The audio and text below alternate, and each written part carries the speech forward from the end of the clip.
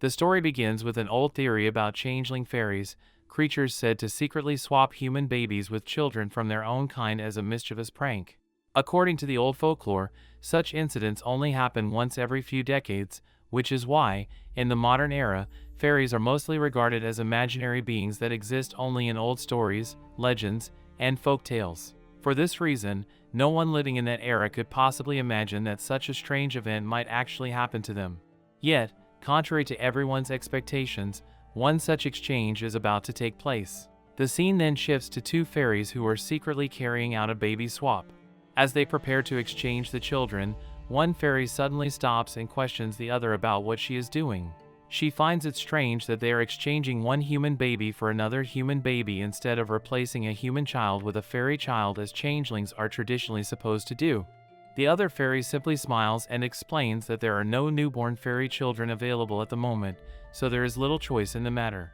Besides, she considers this arrangement much more entertaining precisely because both children are human. The first fairy still cannot understand what could possibly be interesting about exchanging two human babies. However, the other fairy pays little attention to her complaints and continues with the swap.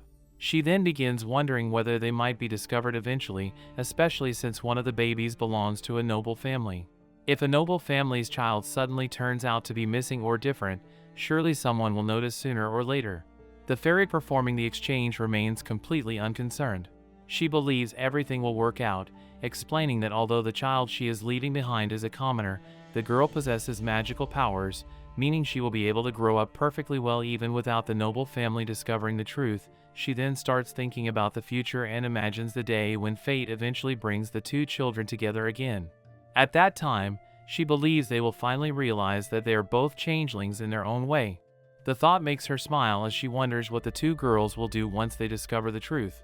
She reflects on how the child she herself raised with all her love was never truly her own, and she wonders whether the noble family's biological daughter will be discarded as though she were nothing more than an unwanted rag.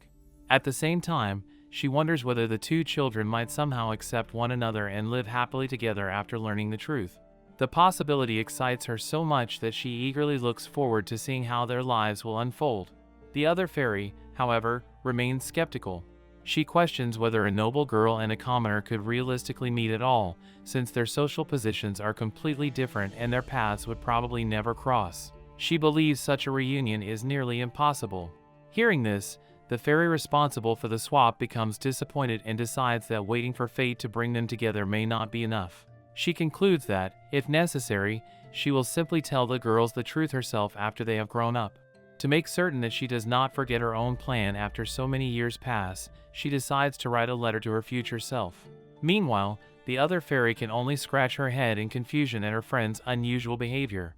Despite disagreeing with the whole scheme, she feels sympathy for the baby caught in the middle of her friend's mischief. She gently touches the child's head and silently apologizes for what is happening, admitting that she is not permitted to interfere and stop her friend. Instead, she can only offer the child her heartfelt blessing, hoping that no matter what happens in the future, both children's lives will eventually be filled with happiness. 13 years later, the scene shifts to a magnificent castle belonging to the prestigious house of Marquis Senate. The mansion is filled with activity as the servants prepare for an important celebration. A lady announces that today they will be celebrating Lady Anna's coming of age, and the maids immediately begin gossiping among themselves about the young lady. They describe Anna as the girl with chestnut-colored hair and eyes, while also commenting that her appearance is rather ordinary compared with the rest of the Senate family. Since many guests are expected to arrive for the occasion, the lady in charge tells everyone to prepare themselves properly for the grand party that will take place that evening. As Anna walks through the mansion, however, the voices around her do not make her feel excited about her special day. Instead, the words of the people around her only deepen the sadness she has carried for years. She hears others wondering how she can possibly be related to the lord of the house when she does not resemble him at all. The comments immediately bring tears to her eyes, and she quietly wipes them away while trying not to let anyone notice how deeply their words affect her. Today is Anna de Senet's 13th birthday, and although the entire household is preparing for a grand coming-of-age celebration, Anna herself cannot share their excitement. The House of Marquis Senate is an extremely prestigious noble family, known not only for its status but also for its remarkable magical abilities. Yet Anna feels as though she is the one person who does not belong there. Unlike nearly every member of the Senate family, she inherits neither their distinctive appearance nor their extraordinary magical talents. Most of the Senates possess beautiful blonde hair and enchanting emerald green eyes, features that have become almost synonymous with the family itself. Anna, in contrast, has chestnut hair and eyes that look completely different from theirs. Even when she stands beside her beloved younger brother, the difference is so obvious that she cannot help feeling like an outsider. Her brother looks exactly like the rest of the family, while Anna appears as though she has been placed into the household by mistake. The situation becomes even worse when Anna's time for making her social debut arrives. As she recalls that period, she remembers how the people around her constantly whispered that she seemed like someone else's child. Every conversation about her appearance leaves another wound in her heart. The more she hears their remarks, the more difficult it becomes for her to hold back her tears. Eventually, she can no longer endure the pressure and begins crying while wondering why she has to look so different from everyone else. Anna has spent years hiding these feelings from her family. Whenever she feels like crying, she believes she would rather come to this secluded place alone than allow anyone in the mansion to see her vulnerable side. She is frightened that if she cries in front of her family, they might eventually grow tired of her or even come to hate her for being so weak. She does not believe she possesses a strong enough heart to endure every cruel comment forever. Since nobody normally comes to this particular place, she feels that it is the safest location for her to let her tears fall without being seen. However, on this particular day, something extremely strange happens. While Anna is alone, the fairy who was involved in the baby swap 13 years earlier suddenly appears before her. The fairy looks at Anna and recognizes her immediately as the baby from that distant night. Anna, naturally, has no idea what the strange creature is talking about, while he seems relieved to discover that the girl is still living comfortably inside the mansion. He remarks that it is fortunate the family has not thrown her away yet, considering how obviously different she is from everyone else. Anna stares at the mysterious creature in shock and slowly realizes that she is looking at an actual fairy. She cannot understand how such a being could possibly exist, especially when fairies are supposed to belong only to stories. The fairy, meanwhile, comments that considering how much time has passed, even a child should eventually be able to see that Anna does not truly belong to this household. The fairy then begins flying away, apparently believing that his part in the matter is finished. Anna, however, cannot simply let him leave after hearing such a disturbing statement. She calls after the fairy and asks what he means by saying that Anna does not belong to the Senate family. The fairy initially seems confused and wonders whether Anna is actually speaking to him. When Anna confirms that she can see him perfectly clearly, describing the blonde fairy floating directly in front of her, he becomes completely startled. He reminds himself that fairies are supposed to remain invisible to humans. Humans should not be able to see them at all, yet Anna is looking directly at him without any difficulty. The fairy is astonished by this unexpected development, but Anna does not allow the strange revelation to distract her from the question that matters most. She insists on knowing what he meant earlier when he said that Anna was not truly a child of the Senate family. The fairy then explains that Anna herself has apparently failed to notice something that should have been obvious for years. It is only a matter of time before someone else discovers the truth, since everything about Anna is different from the rest of the family. Her hair, her eyes, her appearance, and even her magical abilities make her stand out far too much. The differences are so obvious that it is impossible for the truth to remain hidden forever. Anna's eyes widen as the fairy's words finally connect all the doubts that have haunted her since childhood. The strange comments, the constant comparisons with her family, the whispers about her appearance, and her inability to use magic properly suddenly begin making sense. Deep down, she has always suspected that something about her existence within the Senate household is wrong. Now, for the first time, someone has directly confirmed those suspicions. Overwhelmed by the revelation, Anna's legs give way and she sinks down onto her knees in despair. The realization is devastating, yet at the same time it explains the pain she has never been able to understand.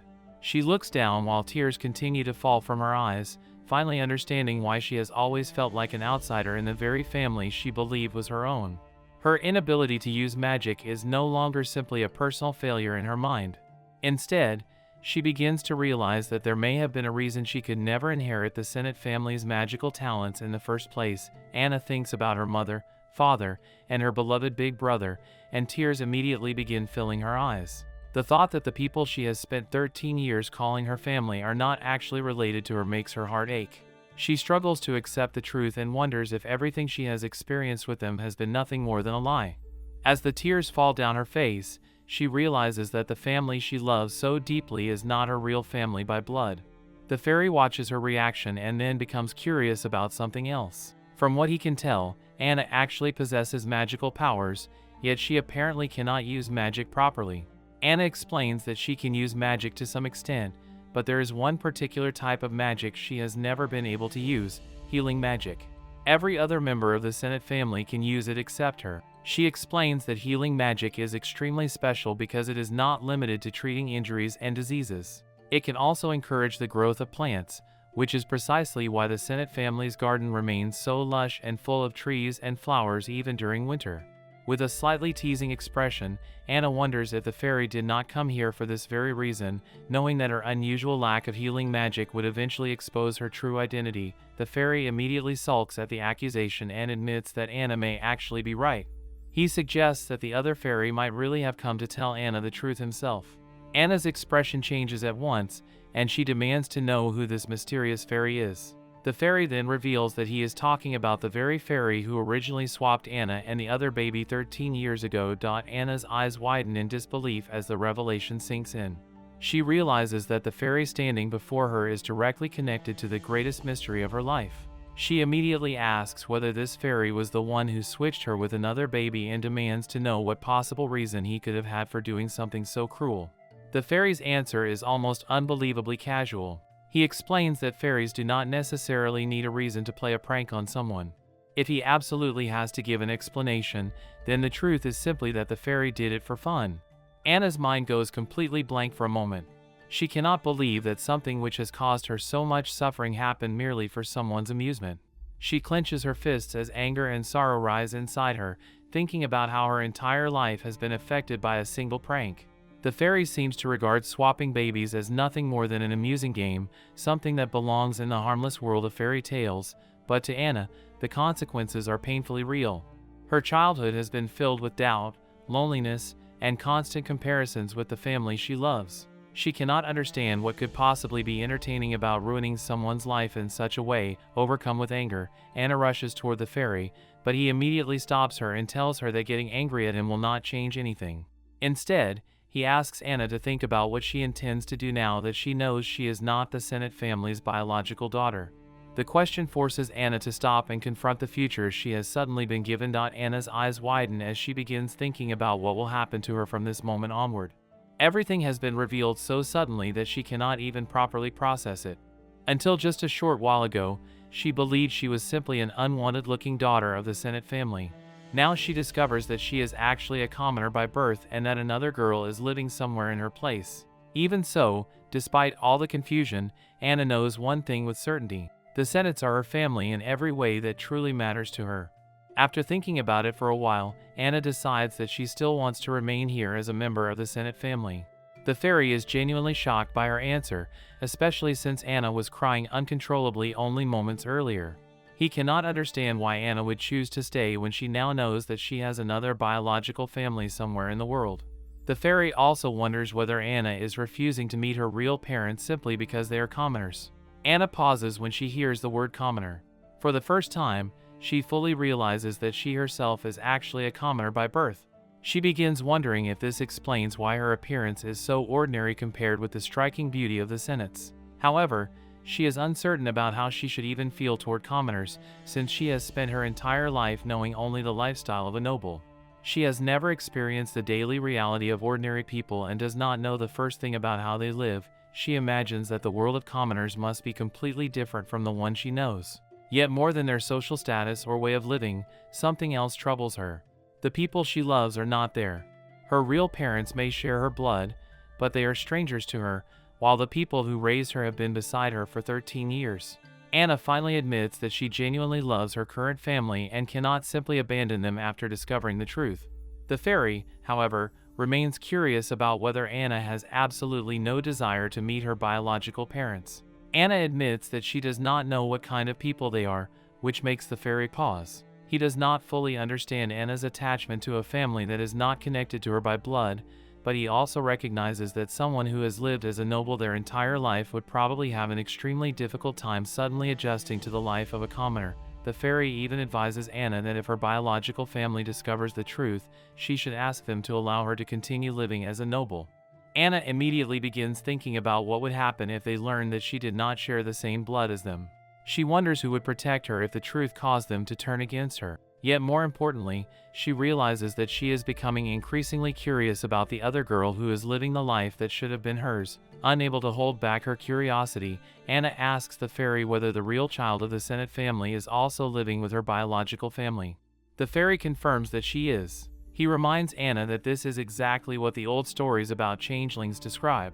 Just as Anna has been raised by her swapped family, the other girl has also been raised by Anna's real parents.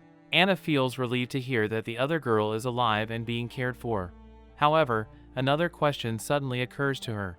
She remembers the traditional stories in which a fairy replaces a human baby with a fairy child, and she wonders whether that means she is actually a fairy herself. The fairy quickly clears up the misunderstanding and explains that Anna is not a fairy at all. As far as the fairies are concerned, she is simply the daughter of commoners. The fairy also admits that these distinctions do not matter much to them, since the entire exchange is ultimately treated as a game as long as they find it amusing. The fairy then turns serious and asks Anna whether she truly intends to remain with the Senates. He questions whether Anna is really willing to ignore the person who is currently living as a commoner in her place. Anna struggles to answer. She knows that there is another girl somewhere who has unknowingly taken the life that should have belonged to her, yet Anna cannot bring herself to abandon the people who raised her. Eventually, Anna cries out that her only family is her mother, father, and big brother, the people who have always loved her. She cannot understand what she is supposed to do simply because a fairy has suddenly appeared and told her that she is not their biological child. The revelation is far too sudden, and she has no idea how she is expected to separate herself from the only family she has ever known. Anna begins crying loudly once again.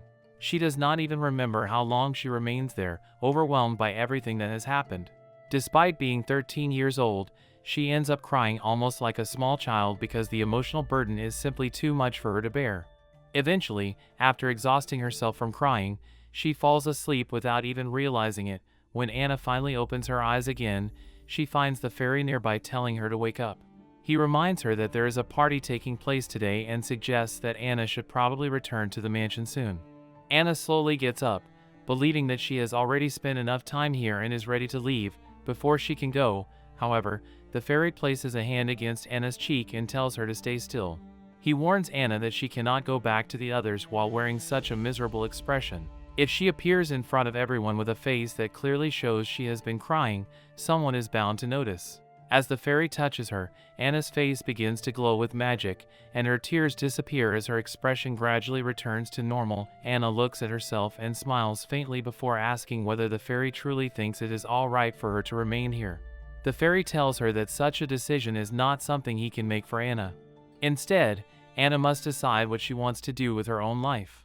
Anna remains confused and saddened by the situation. She wonders whether the fairy could simply explain everything to her parents and tell them the truth directly. Perhaps then she would not have to carry this burden alone. However, the fairy immediately rejects the idea, calling it too much trouble. He also points out that he was not the fairy who originally carried out the swap, so he does not feel responsible for explaining the entire situation. Still, he reassures Anna that the fairy who actually caused the incident is likely to remember the whole thing soon. He knows what that particular fairy is like and believes that she will eventually return. The fairy also warns Anna that things could become even more complicated if the other fairy discovers that Anna can actually see fairies, since humans are not normally capable of seeing them. Even after hearing this warning, Anna remains firm in her decision. She says that she still wants to live with the Senate family for a little while longer. She cannot bring herself to leave the people she considers her parents and brothers simply because she has learned the truth about her birth. Anna then becomes curious about the life she could have lived and asks whether the life of a commoner is really that different from the life of a noble. The fairy begins explaining, starting with something that Anna considers completely shocking. He tells Anna that commoners do not take baths every day. Anna immediately looks stunned and wonders why they would not bathe every day. The fairy explains that most commoners do not have bathing facilities in their own homes, and going to a public bath costs money. For that reason, bathing every single day is not something they can easily afford.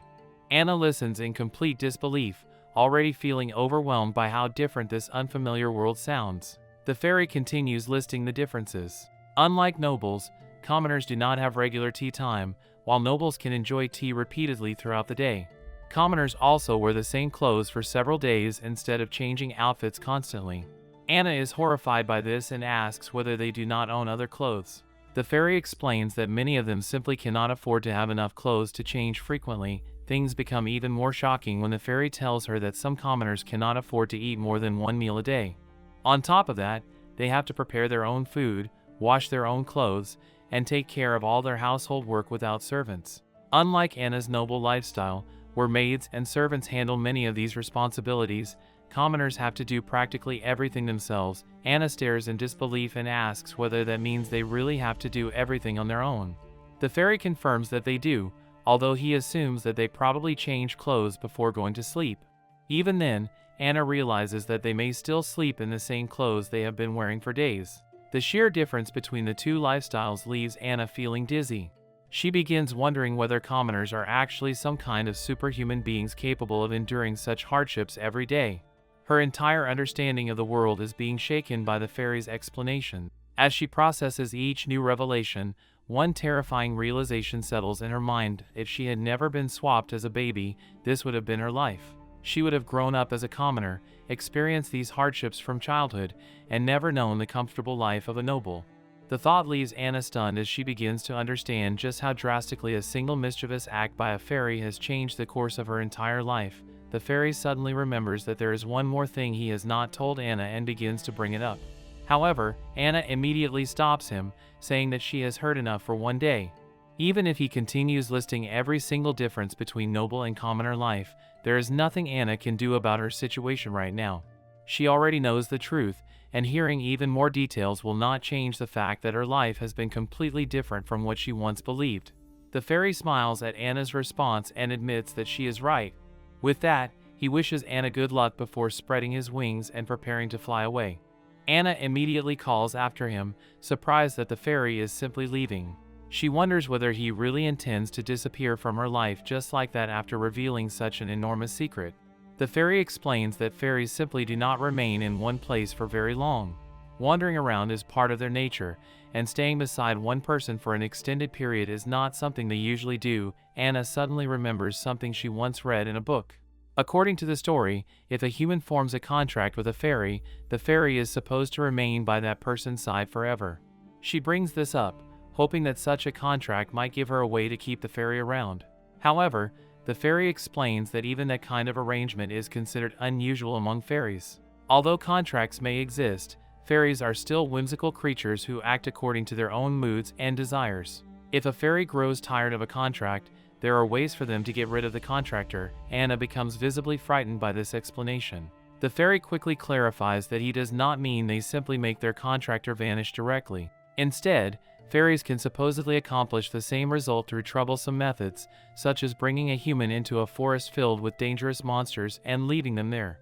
Hearing this, Anna becomes even more shocked and starts wondering whether this means their meeting is already coming to an end. She looks at the fairy and asks whether he truly has no desire to stay with her. The fairy pauses and considers the question before turning it back on Anna. He wonders why Anna even wants him to stay. From his perspective, it might actually be better for Anna if he simply leaves. Anna, however, gives a surprisingly simple reason. She does not want the fairy to disappear yet. She wants him to remain by her side and continue telling her more about the life of commoners. The fairy understands what Anna is asking and finally agrees. He tells Anna that if she can catch him, then he will stay with her. Anna immediately accepts the challenge and agrees to the deal. The fairy spreads his wings and begins flying away, while Anna runs after him across the grounds. He looks back with a playful smile, and Anna smiles happily as she continues chasing him. Meanwhile, the scene shifts to the palace, where a man is waiting to see someone. A servant addresses him as Lord Ed and politely asks him to wait. Ed seems irritated by the situation and wonders why he needs permission simply to see his own fiancée. He finds it strange that he cannot freely visit her whenever he wants, but the servant explains that the household is still busy preparing everything for the upcoming celebration. Hearing this, Ed reluctantly accepts that he has no choice but to wait. Elsewhere, someone notices Anna running through the field while chasing the fairy. The sight is so unusual that the observer becomes confused about what she could possibly be doing all by herself out there. Anna, however, is completely focused on the fairy ahead of her and continues running despite the distance between them. Eventually, Anna becomes exhausted from the chase. She stops to catch her breath, breathing heavily as the fairy floats nearby and asks whether something is wrong. He wonders if Anna is finally ready to give up. Anna refuses to surrender and insists that she is not finished yet. In her mind, she finds the entire experience surprisingly enjoyable. Playing tag with her own fairy feels like something out of a childhood dream, and she notices that he keeps flying close enough for her to continue following. Anna deliberately avoids using her magic during the chase. She reasons that if she uses magic, catching the fairy would no longer feel like a fair game. Besides, she does not consider herself particularly skilled at magic in the first place, so relying on it would not necessarily make things easier. With that thought, she gathers what little strength she has left and starts running again. However, her exhausted body finally gives out. Anna stumbles and falls onto the ground, unable to continue for the moment. The fairy turns around and looks at her, asking whether she is all right. Anna does not answer immediately. She remains on the ground, catching her breath while the fairy watches her. The fairy begins to feel sorry for her and assumes that Anna is finally going to give up. He reminds himself that, as far as he knows, no human has ever been able to catch or even properly touch a fairy before. For that reason, he believes Anna should stop trying. He approaches her and gently tells her that they should end the game already. But the moment the fairy gets close enough, Anna suddenly reaches out and grabs him. The fairy freezes in shock. Anna's face immediately lights up with happiness as she realizes that she has actually succeeded. She excitedly announces that she has caught him and that, from now on, they will stay together forever. After everything that has happened, Anna finally feels as though she has gained someone who can remain beside her while she tries to understand this strange new reality. She happily declares that she will be in the fairy's care from now on and affectionately calls him her fairy. Anna smiles brightly while holding onto him, completely satisfied with the result of their little game. The fairy, meanwhile, stares at Anna in disbelief, unable to process what has just happened. After believing that no human could ever catch him, he cannot help wondering whether Anna has really managed to do it. For the first time since revealing the truth about the changeling incident, the fairy realizes that Anna may be far more unusual than he initially thought.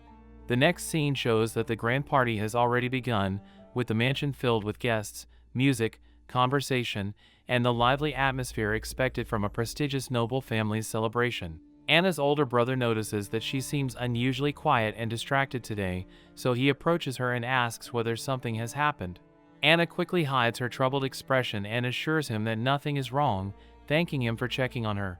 She explains that she is simply a little nervous. Her brother smiles warmly and tells her that it is understandable, especially since today's celebration is much grander than their usual gatherings. As Anna listens to him, she reminds herself that in this country, turning 13 means officially entering adulthood.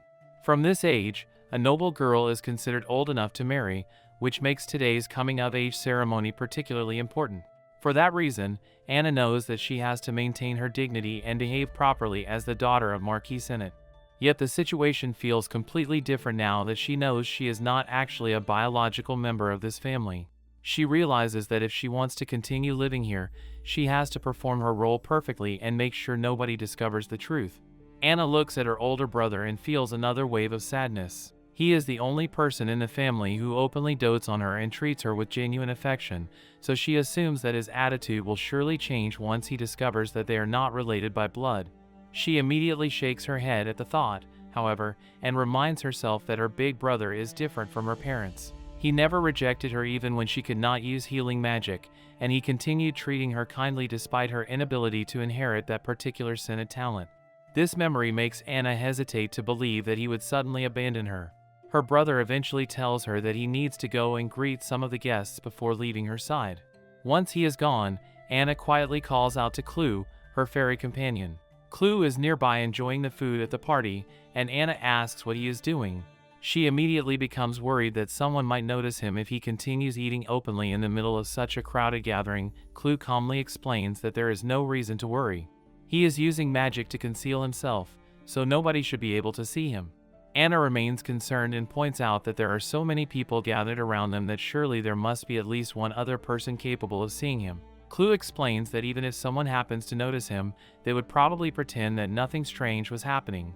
After all, If a person suddenly announced that they could see an invisible fairy, everyone around them would likely assume that they were imagining things and treat them as a strange or eccentric person.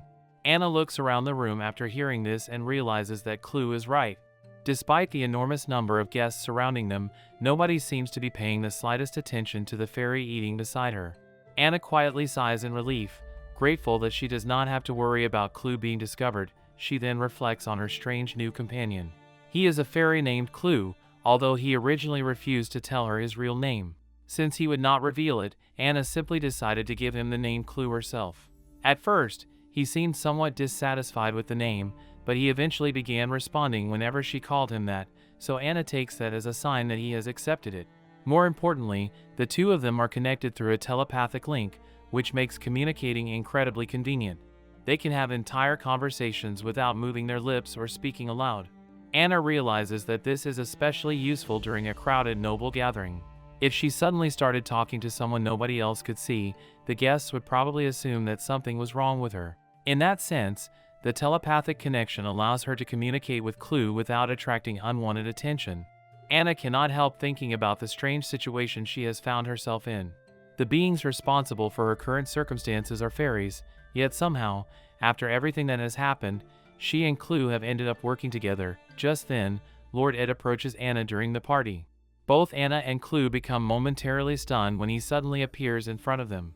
Ed looks at Anna and remarks that she appears more presentable than usual today. Anna gives him a polite smile, while Clue immediately wonders what is wrong with this man and comments that he seems rather rude.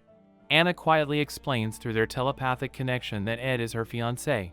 Clue remembers that nobles often arrange engagements from an early age, with some marriages being decided almost immediately after children are born.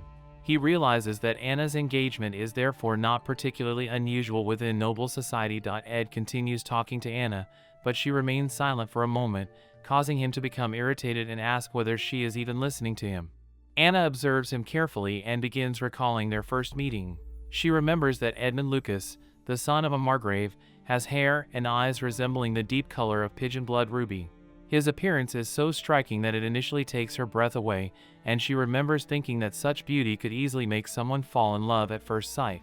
Unfortunately, his personality leaves a much less pleasant impression. Anna can still remember the very first thing Ed says to her during their initial meeting. Rather than politely introducing himself and complimenting her, he immediately questions whether she is truly a member of the Senate family because she looks nothing like them. His blunt words shock Anna so badly that she hesitates before eventually answering that she is indeed their daughter while forcing a fake smile. Now, as she stands before him again, Anna thinks about how unfortunate it is that someone like this is her fiancé. In her imagination, she has already stabbed him 3 times simply to make him stop talking. Even so, she knows that she does not have the authority to cancel their engagement. From childhood, she has been taught that within high society, the decisions made by noble parents are practically absolute, especially when it comes to marriage arrangements. For this reason, every encounter with Edmund has gradually added another scar to Anna's heart. She cannot even count how many times she has gone to the garden and cried because of something he said. However, Anna now believes that she will not have to endure that pain forever. Once everyone discovers that she is not the true biological daughter of the Senate family, her engagement to Edmund will undoubtedly be broken. Thinking about that possibility gives her a strange sense of relief. Anna sighs and finally tells Ed that she can hear him loud and clear. At the same time, she thinks that, for once, there is actually something worth looking forward to. Since she has just turned 13, she realizes that she is now 1 year older than Edmund. She uses this fact to tease him slightly and tells him that, starting from today, she is older than him, so he should show her a little more respect. Ed immediately reacts in disbelief. He points out that she is only 3 months older than him and insists that by the next time they meet, they will already be the same age again. Anna laughs and reminds him that, even if the difference is only a few months, she will still technically be older than him. Seeing Edmund become increasingly frustrated, Anna realizes that this is a useful card to play and decides that she will probably use it against him from now on. Ed calls her shameless for enjoying the situation so much. Meanwhile, Clue observes Edmund's rapidly changing expression and remarks to Anna that his red hair, red eyes, and increasingly red face make him look like a lobster. Anna struggles desperately to hold back her laughter after hearing Clue's comment. Ed notices her expression and immediately asks whether she just laughed at him. Anna becomes nervous and starts sweating, quickly denying that she laughed and insisting that she absolutely did not. Ed sees through her lie immediately and accuses her of lying. Instead of becoming offended, however, he tells her that she should laugh more often because her face actually looks slightly better when she does. His cheeks turn a little red as he says this, leaving Anna staring at him in confusion. Anna begins wondering what he means. Ed has always called her ugly or made remarks that left her feeling self-conscious, so she does not understand why he suddenly seems to be complimenting her. Then she realizes that perhaps he is not talking about her physical appearance at all.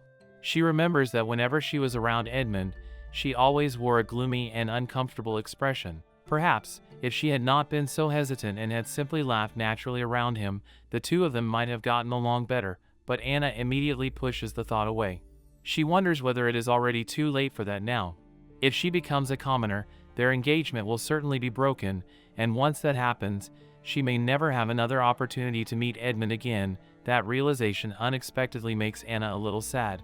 The brightness in her eyes fades, and she becomes confused by her own reaction. She has spent so long believing that she dislikes Edmund that she never considered how she might feel if he suddenly disappeared from her life.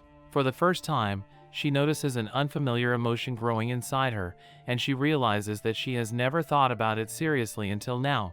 Edmund then interrupts her thoughts by teasingly asking whether she has actually been listening to him. Anna quickly assures him that she has. She recalls that one of his friends recently received homemade sweets from his fiancée. Edmund confirms this and explains that his friend is always bragging about them whenever they meet. Anna remarks that she thinks she has already heard the story around 10 times just this week alone. Inside her mind, Anna realizes that she may have heard it 10 times only within the past few minutes. Clue becomes tired of hearing the same story repeatedly and tells Anna through their telepathic connection that she should simply give Edmund a response already. Anna becomes confused and asks what response she is supposed to give. Clue cannot believe that she still does not understand. He points out that Edmund is obviously trying to hint that he wants to receive homemade sweets from his fiancée. Anna freezes at the realization and wonders whether Clue is seriously suggesting that she make something for Edmund. The idea immediately horrifies her. She insists that there is no way she can do that. She cannot even cook simple sweets, let alone prepare something worthy of a nobleman's table. In fact, she has never cooked anything in her life. Anna explains that during her education as a noble lady, she has been taught everything expected of her social position, yet cooking is not one of the skills she was required to master. She has learned etiquette, manners, social conduct, and other responsibilities associated with nobility, but nobody ever expected her to prepare her own meals. Clue asks why that matters so much. Anna explains that if she is supposed to become a commoner, she will eventually have to cook for herself. Clue sees an opportunity in this and suggests that instead of being frightened by the idea, Anna should use it as a chance to challenge herself. After all, if she cannot cook independently, then surviving as a commoner would become extremely difficult. Anna's eyes widen as she remembers everything Clue has already told her about commoner life. Commoners have to prepare their own meals, wash their own clothes, and take care of their daily needs without servants. The thought of being responsible for all of that suddenly feels much more frightening now that she has to consider it personally. Anna looks at Clue and admits that she is beginning to think she would not last more than 3 days if she suddenly had to live as a commoner. Clue can only stare at her in disappointment, clearly wondering how someone who has spent 13 years living as a noble could possibly be this helpless when it comes to ordinary everyday life. Clue looks at Anna and starts thinking that, jokes aside, if things continue like this, she might genuinely struggle to survive for very long if she ever ends up living as a commoner. He reminds her that her real family will probably help her once they discover the truth. Anna, however, immediately wonders whether they would really help her when they have never even met her before. In her heart, the Senates are a real family, regardless of blood. She cannot imagine suddenly living without them, so she questions whether her biological family would truly welcome a girl who appears in front of them one day as a complete stranger. Clue responds rather casually, but Anna's thoughts become much heavier. She realizes that someone who cannot even perform the basic tasks that commoners consider normal could easily become a burden to a family that has never known her. The word burden continues echoing through her mind, and the more she thinks about it, the more uncomfortable she becomes. She does not want her biological family to look at her and think that she is nothing more than someone they have to take care of. For that reason, Anna suddenly makes up her mind. Even though she still has no intention of leaving the sentence immediately, she decides that she is going to learn how to cook just in case her biological family eventually discovers the truth and refuses to let her remain in the mansion. She thinks that the Senate family seems kind enough to hold a grand celebration for her, but she also cannot ignore Clue's warning that everything could change once they discover she is not their real daughter. Clue smiles at her determination and reminds her that there is no way to know how the family will react after learning the truth. His words make Anna's eyes widen. For a brief moment, she wonders whether she has imagined it, but Clue's expression seems strangely lonely when he says this. Although his face quickly returns to its usual playful appearance, Anna notices that there is something sad hidden behind his words. Anna also realizes that under normal circumstances, her family would never allow her to personally learn how to cook. Nobles simply do not expect their daughters to spend their time working in the kitchen. However, Edmund's earlier request for homemade sweets suddenly gives her the perfect excuse to begin learning. She turns her attention toward Lord Edmund and explains that although she cannot prepare something immediately, she intends to bake some sweets for him. She smiles and asks whether he will accept them once they are finished. Both Edmund and Anna's older brother are visibly surprised by her sudden declaration. Edmund blushes slightly and admits that he is not particularly good with sweet foods, but he promises that he will eat every last piece she gives him. As Edmund turns away, Anna smiles to herself and wonders why he was pestering her about homemade sweets in the first place if he is not even especially fond of them. Her older brother then asks whether she is certain about this plan, pointing out that she has never cooked before. Instead of being discouraged, Anna becomes even more excited. She wants to know whether Lord Edmund really wants the sweets, and once she realizes that he does, she decides that she will begin practicing from the very next day. Her brother offers a much easier solution. Since the mansion already has professional chefs, he suggests simply asking one of them to prepare the sweets. Anna immediately shakes her head. She feels that doing so would make the gesture meaningless. If she gives Edmund something prepared entirely by someone else while pretending it is her own gift, she would feel as though she had deceived her future husband. She wants to give him something that she personally made with her own hands. Her brother looks surprised by her reasoning, but Anna smiles and explains that perhaps Edmund would actually be happier knowing she put effort into making something herself. Her confidence convinces him, and with her older brother supporting her, the plan is finally decided. Her parents are initially reluctant to allow their noble daughter to spend time learning kitchen work, but after enough persuasion, they eventually give in. Anna is permitted to begin cooking lessons at the mansion. She is even given access to a small kitchen prepared specifically for her training, where she will be able to practice without disrupting the work of the main kitchen. When Anna enters the room for the first time, she immediately becomes impressed by the equipment. She is especially fascinated by the oven, which uses a magical stone that allows the temperature to be adjusted precisely through magic. Anna looks around the kitchen with growing excitement and thinks that, for now, she can finally begin learning how to cook properly. More importantly, she tells herself that if she ever becomes a commoner, at least she will not immediately starve simply because she cannot prepare her own meals. The person assigned to teach Anna is Sarah, a young kitchen maid with chestnut-colored hair that happens to resemble Anna's own. Sarah patiently prepares to begin the lesson, and Anna's enthusiasm only grows as she realizes that she is finally going to learn a practical skill that she never had any reason to study before. However, Clue quickly notices something wrong. He points out that Anna has not actually done anything yet. Sarah has been the one preparing everything, meaning Anna is simply standing there and watching. Anna realizes that Clue is right, and Sarah also becomes confused when she sees Anna's expression. Sarah asks whether the young lady actually wants to make the sweets herself. She had assumed that she had been summoned so she could bake the cookies on Anna's behalf. Anna immediately explains that this would defeat the entire purpose. If Sarah does all the work, then there is no meaning in Anna giving the sweets to Edmund as something she personally made. Sarah considers this and agrees that Anna has a point. She then suggests starting with crepes. She explains that crepes are quite popular in the neighboring country, although they are not particularly widespread in this region. They are not especially difficult to prepare, yet they are considered somewhat rare here, which means Anna could easily surprise her fiancé by serving him something he does not encounter every day. Anna immediately becomes interested and asks Sarah to teach her how to make them. Sarah agrees, and the cooking lesson begins. Sarah patiently teaches Anna how to prepare the batter, how to cook it evenly, and how to handle the delicate crepe without tearing it. Once the crepe is ready, Anna adds whipped cream and apricot jam according to Sarah's instructions. After some time, Anna proudly announces that it is finished. the two of them look at the finished crepe. It is thin, neatly prepared, and covered with delicious-looking whipped cream and apricot jam.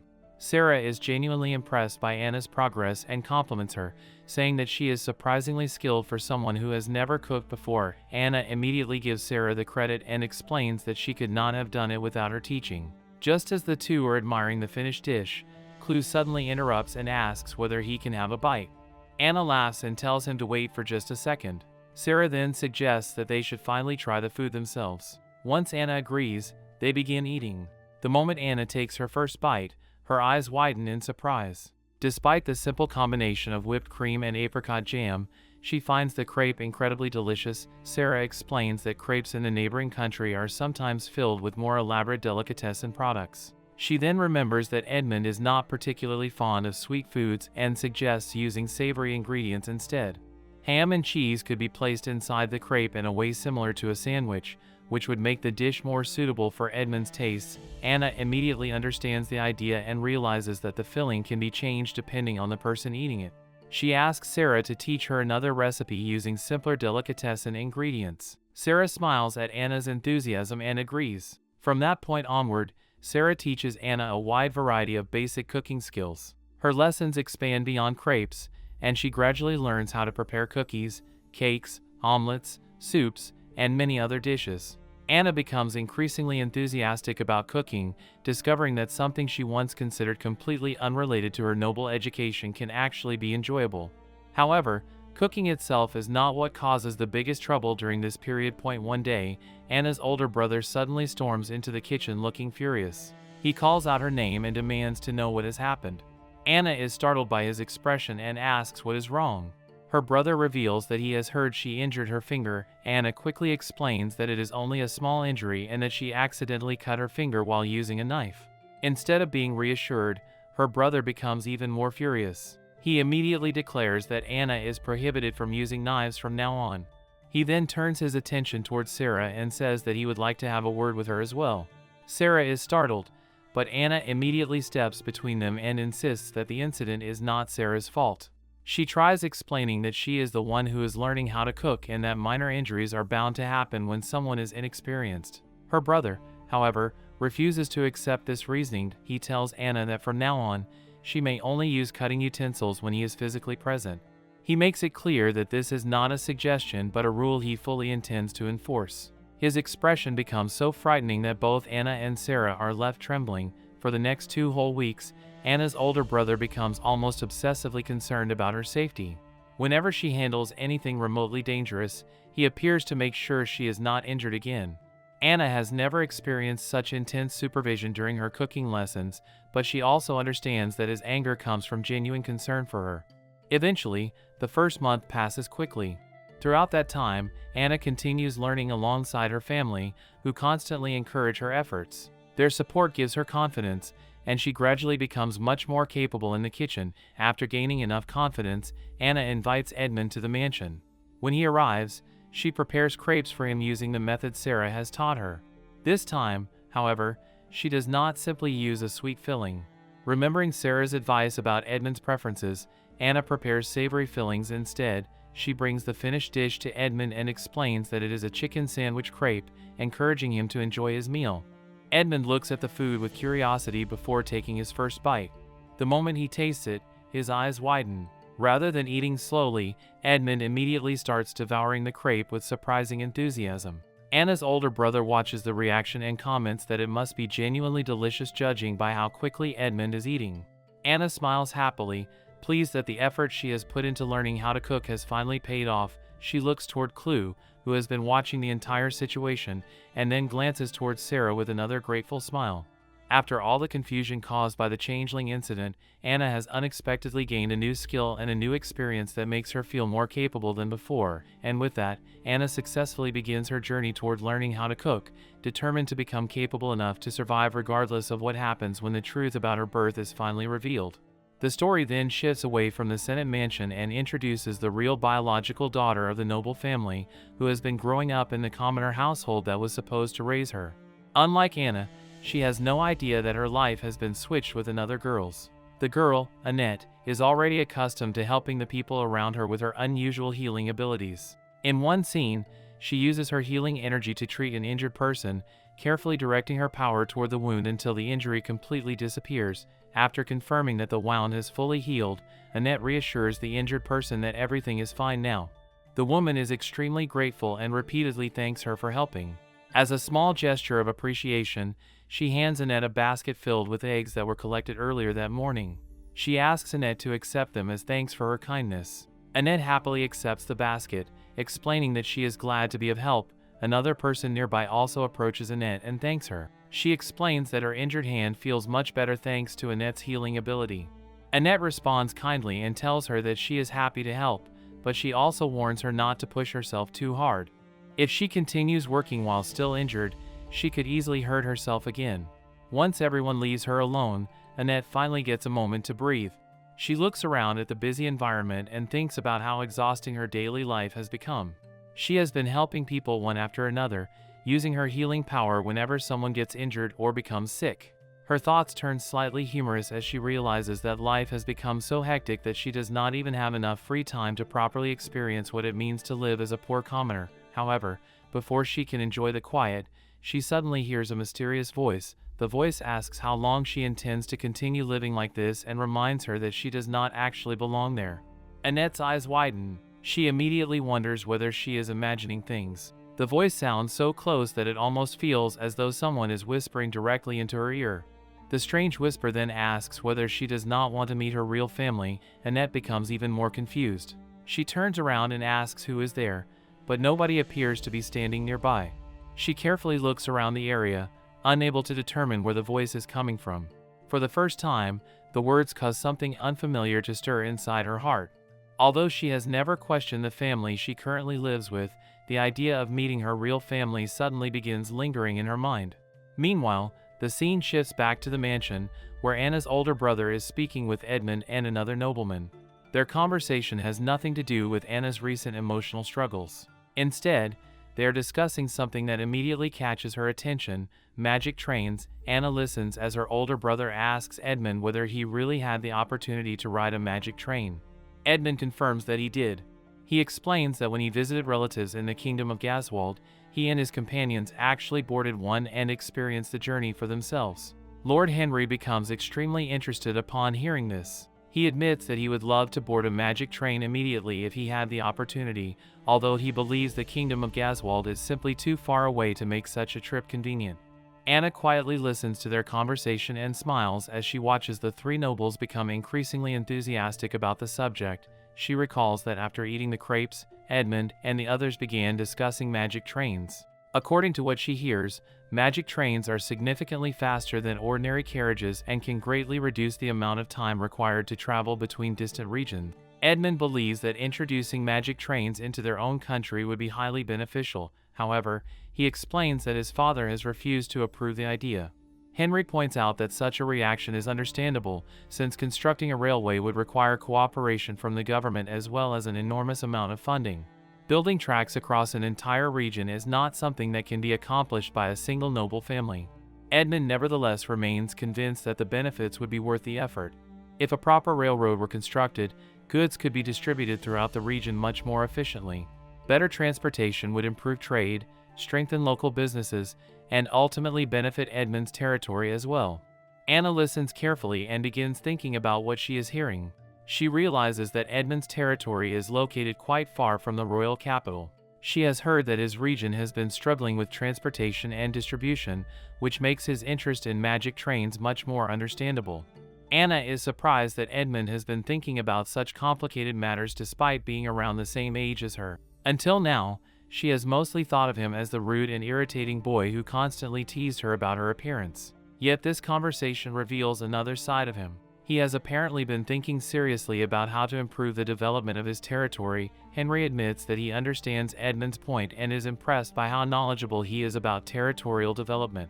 He then suggests that even if their father's generation cannot make the project happen, the two of them could work toward popularizing magic trains themselves when they grow older. Henry even proposes starting with something more practical. Since their territories are adjacent, they could potentially build a railroad connecting them. Such a railway would make traveling between their lands much easier, and since they are destined to become brothers sooner or later, it would also make visiting each other's families much more convenient. Henry then casually reminds Edmund that if he and Anna eventually marry, the two of them will naturally become brothers. Edmund suddenly blushes at the mention of marriage, his mouth falling open in surprise as he repeats the word in disbelief. Henry confirms that he is right, and Edmund becomes even more flustered. Anna also feels her face becoming warm when she hears them discussing her marriage as though it is already inevitable. She quietly observes the two young men while trying not to show how embarrassed she is. Henry then decides to turn the discussion into something more concrete. He asks his future little brother to consider Anna's happiness and reveals that he has already drawn up a plan for the magic train. He confidently says that their design should be much cooler and more impressive than the train currently operating in the kingdom of Gaswald. Edmund agrees, and the two immediately begin working together on their strategy. They start examining plans and discussing how such a transportation system could eventually be developed between their territories. Anna watches the two of them with a perplexed expression. In front of her is a strange, complicated rectangular object covered with various designs and markings. She has no idea how such a bizarre-looking thing is supposed to become a magical transportation system. Still, as she looks at Edmund and her brother enthusiastically planning their future project together, Anna cannot help thinking that this strange rectangular object is apparently a magic train. Anna turns toward Clue and asks whether he has ever actually ridden a magic train before. Clue casually confirms that he has, as though riding one is nothing unusual for a fairy. Anna becomes curious and asks whether a magic train is truly faster than an ordinary carriage. Clue immediately explains that comparing the two is hardly fair, since a carriage cannot even come close to matching a magic train's speed. He says that he originally boarded one simply for fun, but the moment it started moving, he was completely astonished by how quickly it traveled. He describes the experience with an excited expression, saying that it simply went zoom. Anna stares at him in confusion. The word zoom does not exactly help her understand how fast the train actually is. She begins wondering what Clue is trying to explain and concludes that, whatever zoom means in his mind, she still cannot properly imagine the speed of a magic train. 10 months pass surprisingly quickly after the day Anna first meets Clue. During that time, she continues living her ordinary life in the royal capital while also spending a great deal of effort researching fairies. Since the royal capital contains the largest library in the entire country, Anna decides that it is the perfect place to investigate the creatures responsible for changing the course of her life. It is her first time visiting the central library of the royal capital, and the enormous scale of the building immediately overwhelms her. The shelves seem to stretch endlessly, and there is far more literature available than she initially expects. Anna searches through every piece of material she can find concerning fairies, reading as much as the library's rules and opening hours allow. She studies old records, folklore, historical accounts, and anything else that might contain information about changelings or fairy behavior. However, the more Anna reads, the more frustrated she becomes. The descriptions of fairies repeatedly emphasize their carefree and whimsical personalities, and Clue's behavior seems to match those descriptions almost perfectly. Anna starts feeling a headache whenever she tries to understand why fairies behave the way they do.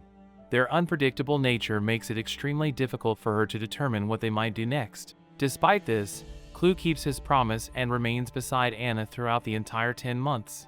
Anna knows that this is unusual for a fairy, especially considering how Clue originally claimed that fairies rarely stay in one place for long. Yet he continues accompanying her anyway, gradually becoming a constant presence in her daily life. Anna's research also reveals something interesting. Apparently, there are quite a few people throughout history who are capable of seeing and communicating with fairies just as she can. However, despite searching through countless records, Anna cannot find a single account describing a human who is capable of actually catching a fairy. This makes her remember the strange incident from 10 months earlier. Anna eventually turns toward Clue and asks how it was possible for her to physically touch and catch him when apparently no other human has ever managed to do so. Clue becomes thoughtful for a moment before remembering something he had nearly forgotten. He explains that when Anna was still a baby, he once touched her absent-mindedly. At the time, he had no particular interest in changelings and therefore had no idea that directly touching a newborn could have unexpected consequences. According to Clue's theory, the fairies responsible for changeling incidents probably never directly touch the babies they exchange. This could explain why Anna's case is so unusual. A newborn's magical powers are not yet stable, and Clue believes that his accidental contact may have somehow altered Anna's magic without either of them realizing it. Anna listens carefully and begins to understand. She wonders whether this strange alteration is the reason she has never encountered another fairy besides Clue. Perhaps the unusual change in her magic is what allows her to see and physically interact with him in a way that ordinary humans cannot. Later, Anna spends some time embroidering the hem of one of her clothes. After finally completing a small piece of embroidery, she proudly shows it to Clue and announces that she has sewn it onto the edge of her clothing. At the same time, she admits that she is completely hopeless when it comes to embroidery. Clue reassures her that commoners generally do not care much about embroidery, so she does not need to worry too much about mastering that particular skill. However, he points out that her inability to sew properly could become a serious problem for another reason. Anna's biological mother makes a living through sewing, meaning sewing is one of the skills her real family depends on. Anna immediately becomes suspicious and asks how Clue knows so much about her biological mother. She demands to know whether he actually went to see her. Clue gives an awkward smile before admitting that he did a little scouting. Anna becomes curious and asks what he discovered. Clue explains that he saw Annette, Anna's biological counterpart, for himself. The first thing he notices is how closely she resembles the Sennett family. Annette has a beautiful face, blonde hair, and emerald green eyes, making it immediately obvious that she is the true daughter of the Sennett household. However, what surprises Clue even more is how capable Annette has become despite growing up as a commoner. Since childhood, she has had to struggle and contribute to her family's survival, which has forced her to develop practical skills that Anna has never needed. Annette can cook, sew, and handle various household responsibilities with remarkable skill. She is also intelligent enough to earn a scholarship for higher education. Anna's eyes widen as she listens. For the first time, she begins to truly understand just how remarkable the real Sennett daughter is. Annette does not merely possess the appearance of a noble. She has also developed the skills, intelligence, and resilience necessary to support an entire family. Anna then asks about Annette's magic. She wants to know whether Annette inherited the Sennett family's special healing abilities. Clue confirms that she did. In fact, Annette can use healing magic extremely well. She is not merely capable of using it for minor injuries either. She has been using her healing abilities to financially support her family, meaning her magic has become one of their most important sources of income. Clue then points out something that makes Anna even more uneasy. If Annette were suddenly taken away from the commoner family and returned to the Sennetts, the family she currently lives with would lose their main source of financial support. Without her healing abilities and income, they could potentially be forced out of their home and left without enough money to survive. Anna quietly thinks that this is exactly what she expected. Annette is clearly useful no matter where she lives, and there is no doubt that she is the real Sennett daughter. The Sennett blood running through her veins has given her the appearance and healing abilities associated with the family, yet she has also developed the strength required to survive the commoner's life. However, Anna suddenly notices something strange in Clue's explanation. She asks why Annette's family would be at risk of being forced onto the streets simply because Annette leaves. Clue explains that Annette currently has 2 younger brothers and a younger sister, making her the primary financial supporter of the household. Her mother also works by sewing and knitting, but the money she earns is not enough to cover all of their expenses. Anna is shocked and asks about their father. Clue confirms that their father exists, but he apparently disappeared about a year ago.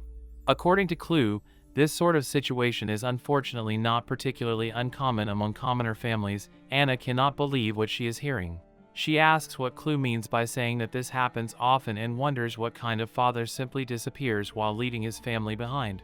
Clue explains that there can be various reasons, although he does not appear particularly interested in discussing them in detail. Anna, however, cannot stop thinking about it. She has been raised to believe that a father has a responsibility to support his family, and the idea of a parent simply disappearing is completely foreign to her. The more she learns about commoner life, the more she realizes just how different it is from everything she has been taught. She then begins thinking about Annette's life in a much more serious way. Until now, Anna has known that Annette is living the life that should have been hers, but she has never fully considered how difficult that life actually is. Annette has had to work for her family for years, learning how to cook, sew, heal people, and contribute financially simply to keep everyone together. Anna suddenly realizes that she was supposed to be the one struggling like that. Instead, she has spent 13 years surrounded by servants, education, comfort, and a loving noble family. While she was enjoying that life, Annette was carrying the burden that should technically have belonged to her. Anna feels a painful sense of guilt. She cannot blame herself for the fairy's actions, yet she cannot ignore the consequences either. She realizes that Annette has been doing everything she can to support her family, while Anna has unknowingly taken the easier life from her. She decides that she needs to have a proper conversation with them. Until now, she has tried many times to tell the truth, but every time she is about to reveal her secret to her family, she loses the courage to say it. Anna reminds herself that none of this is actually her fault. She did not choose to be swapped as a baby, and she never asked to live the life of a noble. Still, she realizes that the fairy is ultimately responsible for what happened. Even though it is not Anna's fault, Annette continues struggling because of the exchange. Annette is doing everything possible to support her family, and Anna cannot help feeling that she should somehow return what was taken from her. Yet another thought troubles her. Even if she returns to her biological family, what can she actually contribute? She does not possess any remarkable healing abilities, and she is only beginning to learn ordinary household skills. Annette is the one who knows how to cook, so use healing magic and support the family financially. Anna wonders what she is supposed to do when she finally returns home. Before she can think any further, a familiar voice pulls her back into the present. Someone comments that the dish being served today tastes just as good as always. Anna immediately recognizes Edmund's voice. Edmund then comments on the unusual texture of the noodles, saying that it is the first time he has tasted something with such a chewy texture. Anna explains that the foreign dish is called udon.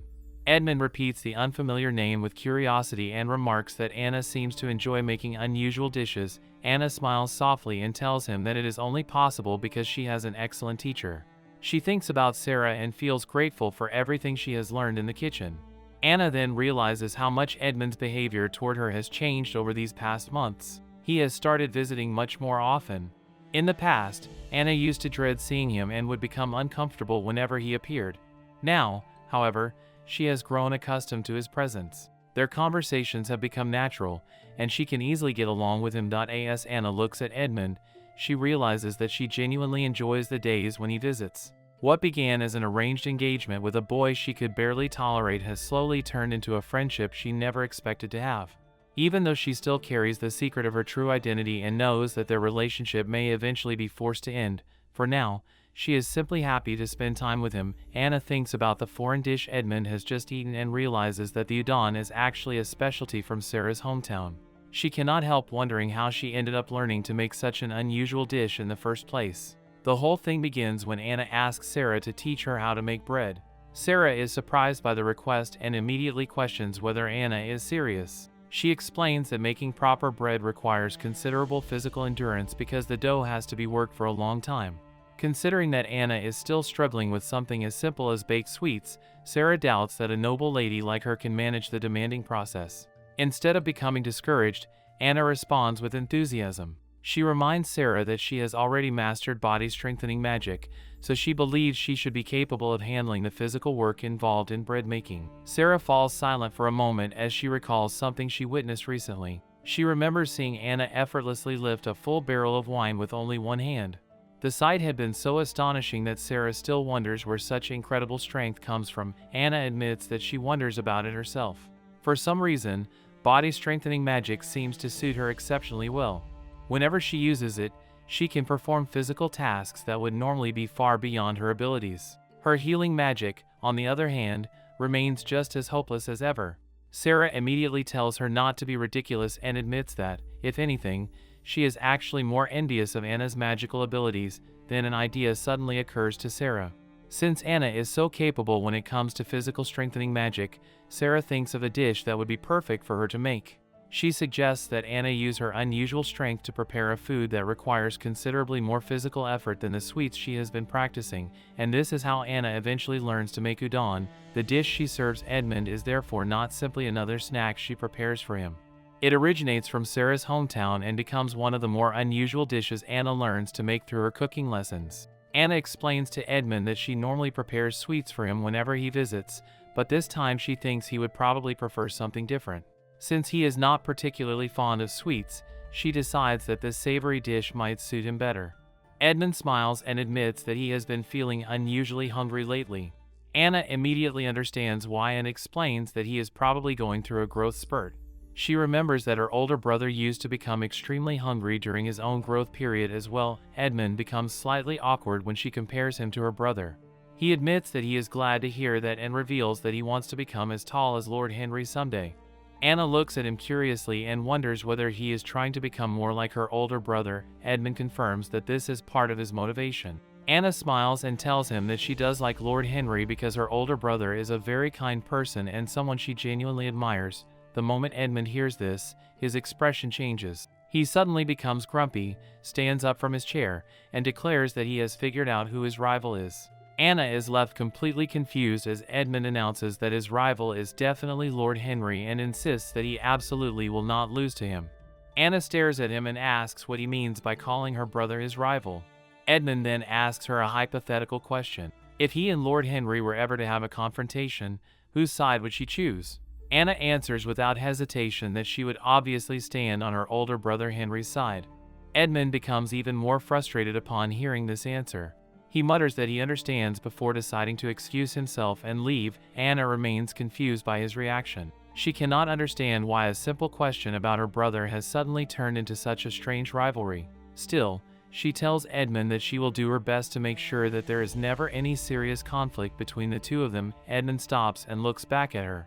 He asks whether she really intends to do her best to prevent a conflict between them. Anna happily confirms that she does. Hearing this, Edmund makes another request. He asks Anna to stop using formal honorifics when addressing him and to simply call him by his name. Anna becomes confused by the suggestion and wonders whether he really wants her to address him without the usual noble formalities. She carefully asks whether she is supposed to call him simply Edmund. Edmund tells her that even that is unnecessary and says that just calling him Ed is good enough. Anna thinks that perhaps she should check with her older brother before casually addressing her fiancé this way, but she ultimately decides that she understands. She moves closer to Edmund and tries the new name, asking whether calling him Ed is acceptable. Edmund smiles and blushes slightly before confirming that it is. The two of them then wave goodbye to each other as Edmund leaves.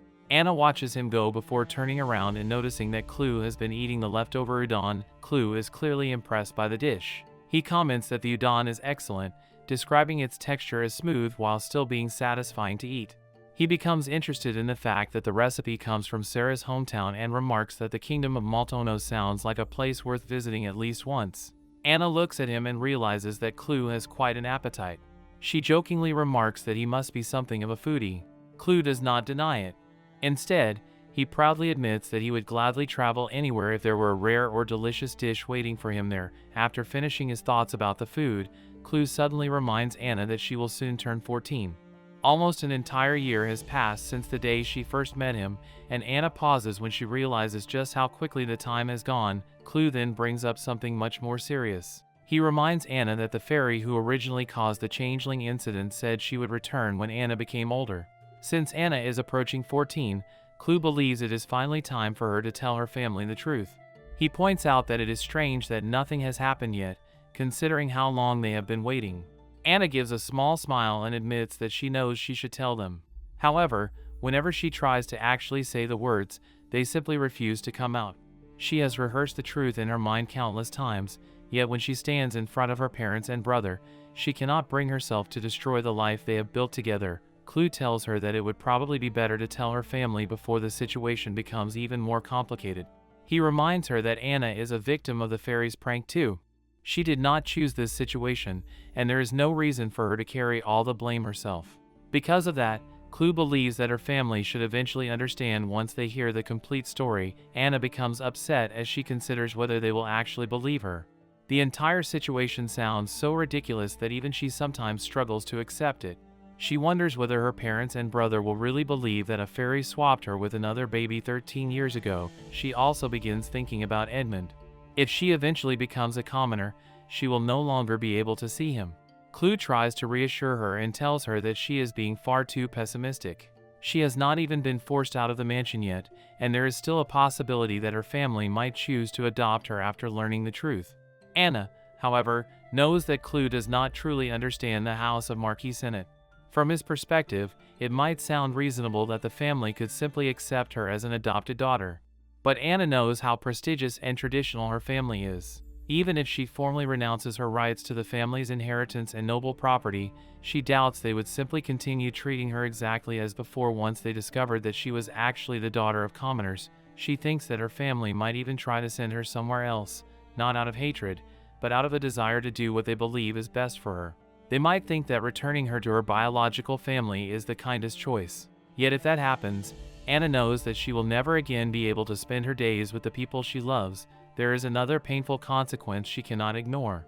Once the truth is revealed, Edmund will eventually be engaged to Annette, the real Senate daughter.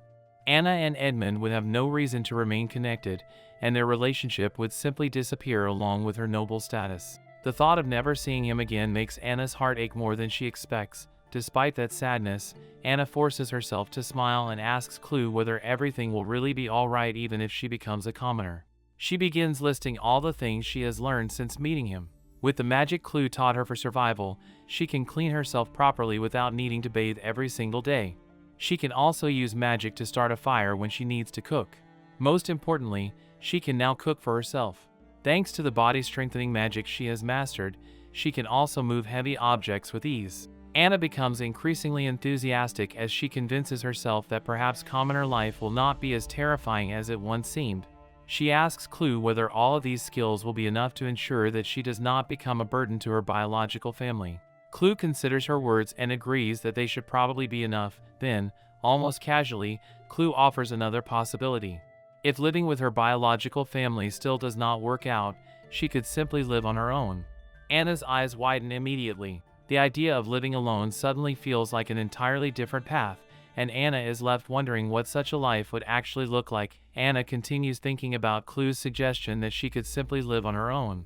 She realizes that lately, Clue has stopped encouraging her to return to her biological family. The reason slowly becomes clear to her. Perhaps it is simply because her presence is no longer necessary there. If Annette is already supporting her biological family so well, then there may be no place for an ordinary girl like Anna among them. Compared to the brilliant and capable Annette, Anna cannot help feeling that she has very little to offer. As she thinks about it, Anna begins wondering whether living alone is actually possible for her. She looks toward Clue and realizes that she cannot even be certain how long he will remain by her side. Fairies are known for being cruel, unpredictable, and whimsical, and although Clue has stayed with her for a long time, there is no guarantee that he will continue doing so forever. Anna starts imagining what her future might look like if she eventually loses both her noble family and Clue. Overwhelmed by these thoughts, Anna puts all her frustration into kneading the dough. Her movements become noticeably more forceful than usual, as though she is trying to push all her anxiety into the dough itself. Sarah notices immediately and becomes concerned by the unusual intensity with which her young lady is working. Sarah asks whether something is wrong, pointing out that Anna seems much more serious and intense than she normally is. Anna tries to hide her emotions and jokingly suggests that perhaps working the dough this vigorously will make the bread taste better. However, Sarah is not fooled. She notices that Anna's expression looks as though she is about to cry and gently asks whether something has happened. The question is enough to make Anna's eyes fill with tears. Anna then admits that she has suddenly remembered something from a long time ago, something she has not thought about for years. When she was still very young, she overheard a conversation between her parents that she did not fully understand at the time. Her mother had once expressed concern to her father, pointing out that Anna looked completely different from the rest of the family and wondering whether they should really continue raising her as their daughter. Her father had apparently agreed that the matter needed to be considered. He suggested that perhaps, once Anna turned 13, they could put her up for adoption. Since Henry would become the heir, he believed there would be no serious problem with doing so. At the time, Anna was far too young to understand what her parents were really discussing. Now that she knows the truth about her birth, however, the memory has taken on an entirely different meaning. Anna thinks that her parents probably believed she was too young to understand their conversation. Yet her older brother had strongly objected to their idea. Even though he had noticed that Anna did not look like she had the Senate family's blood, he insisted that she was still his one and only sister, born from the same mother in the life he knew. To him, Anna remained a precious member of the family, regardless of her appearance or magical abilities. Henry had apparently become so angry at the suggestion of giving Anna away that he had picked her up and firmly protested against it. He could not accept the idea of his little sister being placed up for adoption simply because she looked different from everyone else. Remembering this, Anna realizes why she has always followed her older brother around. Throughout her childhood, Henry's acceptance became one of the most important things in her life. She spent years trying her best to become a good younger sister, always careful not to embarrass him or bring shame upon him. She wanted to become someone her older brother could be proud of. Even though she could not use healing magic like the rest of her family, she tried to find other ways to contribute and remain worthy of being called his sister. Yet now, after learning the truth about her identity, Anna feels that confidence slipping away. She begins wondering whether she can still be someone Henry is proud of once he discovers that she is not actually his biological sister. The thought becomes too painful for her to contain, and she finally breaks down in tears. Sarah watches Anna's distress with concern. Instead of allowing her young lady to remain trapped in those painful thoughts, Sarah tries to comfort her by reminding her of something much more personal. She tells Anna that Anna's cooking has actually helped her as well. Sarah explains that when she thought she might never get to taste the udon from her hometown again, she felt genuinely saddened. Yet thanks to Anna's determination to learn how to cook it, Sarah is able to eat that familiar dish once again. Anna immediately tries to correct her, saying that she only learned how to make it because Sarah taught her everything. Without Sarah's guidance, she would never have been able to prepare udon on her own. Sarah gently disagrees. She explains that the important thing is not simply who taught the recipe, but that Anna chose to learn it and made the dish herself. Sarah had once believed that she would never taste the food she loved from her hometown again, so being able to eat it once more brings her genuine happiness. For that reason, she is grateful to Anna. Anna's eyes become filled with even more tears as she listens. Sarah's words reach her at exactly the moment when Anna is questioning whether she has any value at all. Anna slowly reaches out towards Sarah, and the two of them embrace. For a moment, all of Anna's worries about being a noble, a commoner, a changeling, or an unwanted daughter fade into the background. Anna quietly thanks Sarah and tells her that she will never forget what she has said. Sarah's simple words remind Anna that her worth is not determined by her bloodline or by whether she possesses the Sennett family's healing magic. She has already touched someone's life through the things she has learned and the kindness she has shown. As the two continue holding each other, Anna's tears finally begin to carry something other than fear. Even if her future remains uncertain, she realizes that the relationships she has built during her life are real, regardless of how her birth came about. The story now shifts to Clue explaining another useful ability to Anna, known as spatial magic. He casually explains that there is no reason to throw away clothes simply because they no longer fit, since the magical space he can create has no real limit to its capacity. Anything can be safely stored inside it, allowing Anna to keep items that would otherwise take up too much room. Anna points out that she could still use some of those things, but Clue reminds her that she has recently been struggling to find enough space for all the cooking utensils she keeps collecting. Since only he can take the stored items back out, the space is also extremely secure. He even offers to keep her valuables and allowance inside it, assuring her that no one else will be able to access them. Anna becomes slightly suspicious and asks whether Clue intends to run away with everything once she entrusts it to him. Clue is offended by the accusation and jokingly asks whether she really thinks he is some kind of swindler. Seeing his reaction, Anna decides that she can trust him and accepts his offer. As she thinks about it, she realizes just how much she has learned from Clue over the past year. His guidance has taught her various kinds of magic, especially physical strengthening magic, which has become incredibly useful in her everyday life. However, spatial magic is something Anna still cannot use herself, meaning that she has gradually come to rely on Clue whenever she needs it. Although his assistance is convenient, she also understands that becoming overly dependent on him is not ideal. While Anna is thinking about this, her older brother approaches her. She immediately realizes that she can no longer keep avoiding an important decision and that she needs to make up her mind soon. When he comes closer, she greets him and asks what he wants. He notices her hesitation and asks whether something is wrong. Anna nervously explains that there is something important she needs to tell him, but before she can continue, her brother reveals that he also wants to speak with her about an important matter. Anna becomes tense, wondering if he has somehow discovered the truth about her birth. However, he explains that the matter concerns her admission to the Marquess Academy. Anna suddenly remembers that there is another issue she has been putting off. Her older brother tells her that he wants her to attend the academy while continuing to live at their residence. At the same time, however, he believes that staying in the student dormitory could also be a valuable opportunity for Anna to experience communal life and learn how to interact with people outside the sheltered environment of their mansion. Anna struggles even more to reach a decision. She is already carrying the burden of knowing that she is not actually a member of the Sennett family by blood, so the thought of leaving the mansion and living among other students makes her even more uncertain. Her brother notices her hesitation and reassures her that the result of her entrance examination has not even been announced yet, meaning there is no reason for her to worry about something that has not happened. He confidently tells her that if it is Anna taking the examination, then she will surely pass. Anna's eyes immediately brighten at his confidence in her. She affectionately calls him her older brother, deeply moved by the trust he places in her. He gently pats her shoulder and tells her that, regardless of the result, she is free to choose whatever path she wants. With those reassuring words, he leaves her to make her own decision. Clue then reminds Anna that there was another matter she was supposed to discuss with her brother. Anna admits that she knows, but she cannot bring herself to talk about it yet.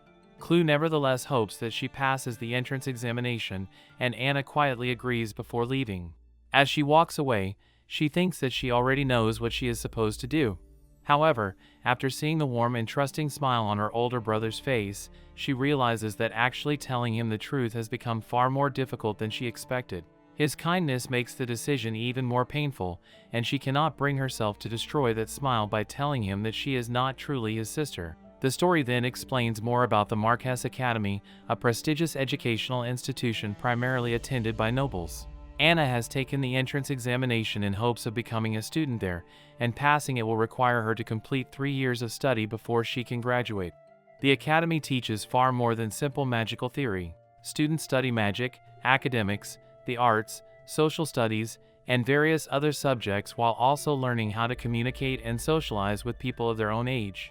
There are countless opportunities to gain knowledge and experiences that would be difficult, if not impossible, to obtain through private tutoring alone. Another important feature of the academy is that it is not exclusively reserved for nobles. Commoners are also allowed to attend, and those who demonstrate exceptional ability can even be exempted from tuition fees and continue their education as special students. For Anna, this makes the academy an especially interesting place, since she is about to encounter a world where noble and commoner students can learn alongside one another. The entrance examinations are extremely difficult, but Anna receives considerable help from her older brother while preparing.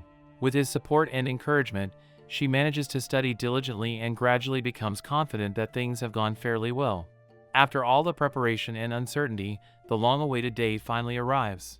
It is the day when the academy announces the examination results, and Anna wakes up in the morning with nervous anticipation. As she opens the door, she is surprised to find Lord Henry standing outside. She greets him warmly and wonders why he is already awake and whether he is preparing to leave for work so early. Henry explains that he has actually been planning to go with her to see the announcement of Anna's examination results. Anna is immediately delighted and asks whether he is really coming. She remembers that her older brother already had other plans for the day, so she is even more touched when Henry reveals that he has canceled those plans specifically to accompany her.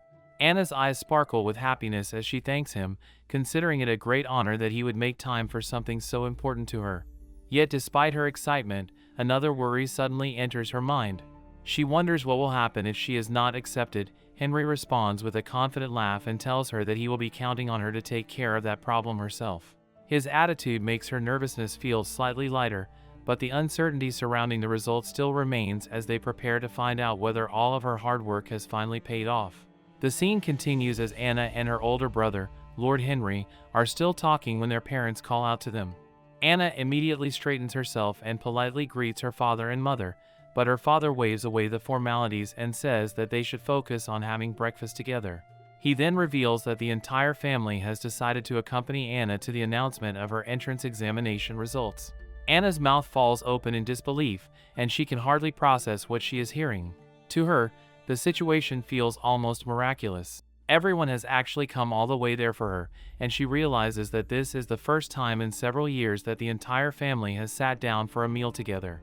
The thought makes her nervous about the possibility of being rejected, since after receiving so much affection from them, she feels that failing would be even more painful. While everyone continues talking, Anna notices that Clue has been unusually quiet since the morning.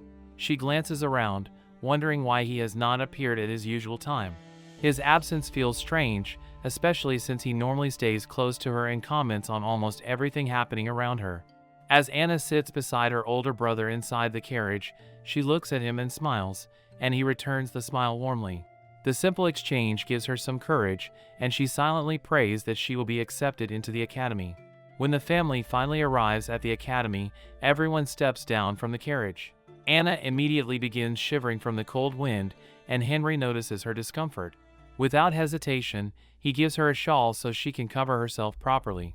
Anna thanks him before suddenly remembering something and asking whether the entire family used to attend her results announcement when she was younger. Henry explains that they did not. In the past, the family usually left such matters to the servants instead of personally attending them. This makes Anna even more curious, so she asks why everyone has come this time. Henry then explains that something strange happened that morning. Their father, mother, and he all experienced the same dream. In the dream, a blue-haired fairy appeared before them and told them that something interesting would happen if they went to see Anna's examination results. Since the three of them had experienced the exact same dream, they found it too unusual to ignore and decided that the whole family should attend together. Anna's eyes widen when she hears about the blue-haired fairy. She immediately realizes that this fairy must be different from Clue, and the realization causes a painful throbbing sensation in her head. She wonders whether this is some kind of punishment for keeping everything hidden for so long. Deep down, she knows she should have told her family about the fairies much earlier, but she also understands why she remained silent. When she first discovered that she was not related to them by blood, she became terrified of what would happen if they found out. She was afraid that the people she loved would suddenly begin looking at her like a complete stranger, so instead of confronting the truth, she allowed herself to drown in fear and self-pity. Anna's thoughts then turned toward Annette. She realizes that she should have gone to meet her long ago and wondered what kind of life the real daughter of the Sennett family had been living all those years. If she had met Annette sooner, perhaps she would have understood her struggles and feelings instead of remaining trapped inside her own worries. Now, however, Anna feels as though she has lost her chance to correct her mistakes. She believes she has thrown away every opportunity to make things right, and the thought leaves her desperate to return to the mansion. Suddenly, Anna considers pretending to be ill so that she can escape before the results are announced. However, she quickly realizes that such a plan is impossible. Both of her parents and Henry are highly skilled in healing magic, meaning they would immediately recognize a fabricated illness. There are also several guards accompanying the family, making an escape even less realistic. While distracted by these thoughts, Anna walks without paying attention to where she is going and suddenly bumps into someone. Her nose hurts from the impact, and when Anna looks up, the entire world seems to stop around her. Standing directly in front of her is a girl she recognizes immediately. It is Annette, the real daughter of the Sennett family. Anna's eyes widen as she stares at her, unable to believe that the person she has been wondering about for so long is finally standing right in front of her. She instinctively calls out Annette's name. Henry turns toward Anna in confusion, while their mother immediately looks at Annette and recognizes her own biological daughter. The moment their mother realizes who she is looking at, tears begin flowing from her eyes. Both Anna's mother and father rush toward Annette and embrace her tightly. Their mother cries with overwhelming emotion as she recognizes her daughter without hesitation, making it clear that there is no doubt in her heart about who Annette is. Anna watches the reunion silently, her eyes filling with tears as she sees her mother hugging Annette while crying at the same time.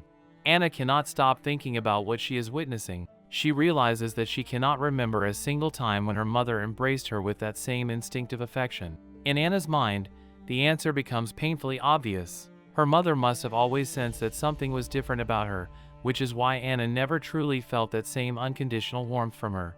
Even before considering her appearance or her inability to use healing magic, Anna now wonders whether she was simply never capable of receiving that kind of love from her mother in the first place. While Anna remains frozen in place, Henry also rushes toward Annette. He embraces his real younger sister, and Anna can only stand there watching as the entire family gathers around the girl who was originally supposed to be living in her place. The sight makes Anna feel as though everything around her has stopped moving. She suddenly feels completely alone, almost as though she and the Sennett family had never truly been together at all.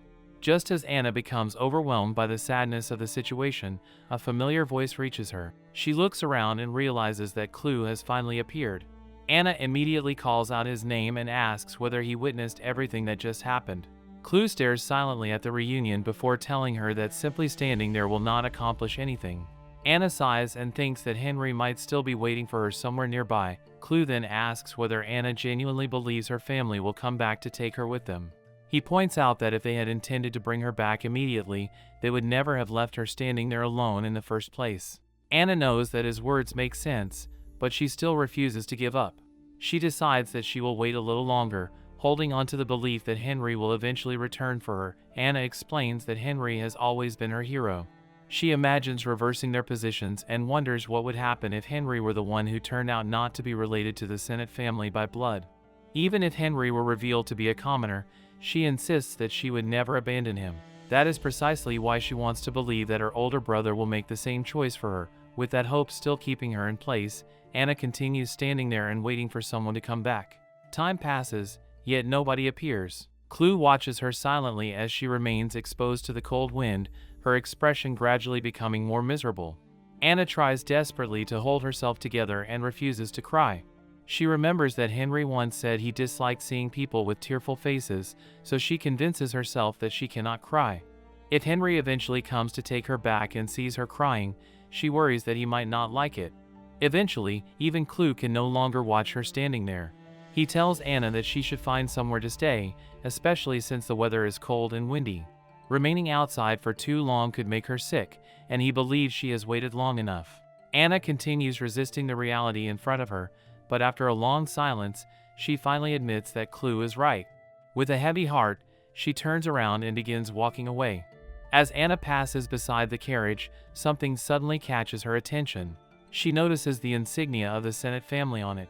Her eyes widen, and hope immediately returns to her expression. She wonders whether someone has come back for her after all. Before she can think further, the carriage door opens, and someone steps outside. It is Lord Henry. Anna's eyes immediately sparkle with relief, and she calls out to him as her beloved older brother.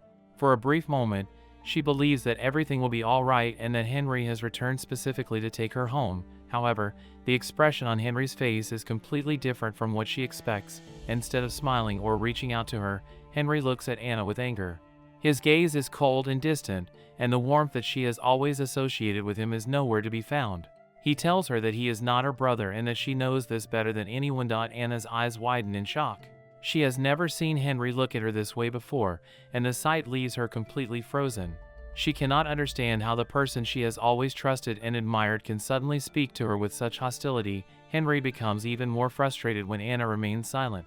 He demands to know why she is not saying anything. He reminds her that she knew the truth all along, yet she deliberately chose to keep it hidden. In his mind, if Anna had confessed much earlier, his real sister would not have been forced to suffer for so many years. His words strike Anna harder than anything else she has heard that day.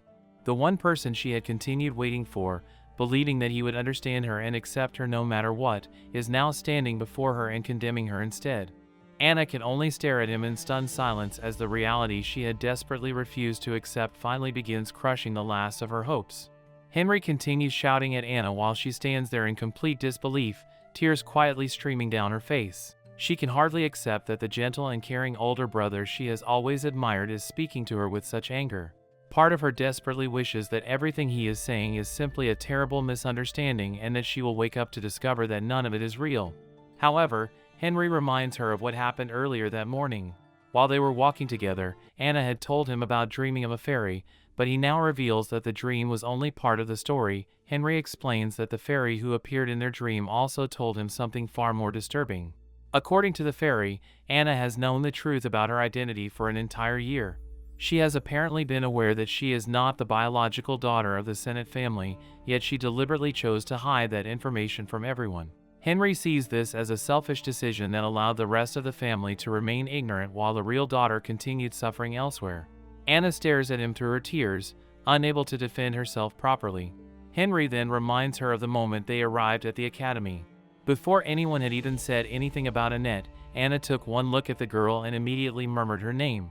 Henry wants to know whether Anna understands how painful that moment was for him. Seeing Anna recognize the stranger as Annette before the family had even realized what was happening made it obvious to him that she already knew exactly who she was. Anna lowers her eyes in shame, struggling to find the right words. She finally manages to explain that she simply did not want to leave her family, especially him. However, Henry does not accept her explanation. He angrily questions whether she genuinely expects him to believe that now, after everything she has hidden from them. In his eyes, Anna has betrayed the entire family, and her tears cannot erase the consequences of that betrayal. Anna cries out in frustration and disappointment, devastated that her brother is looking at her this way. Henry continues by arguing that Anna seems to have believed that the involvement of a fairy would somehow guarantee that nobody would ever discover the truth. He insists that her actions were not about protecting the family at all.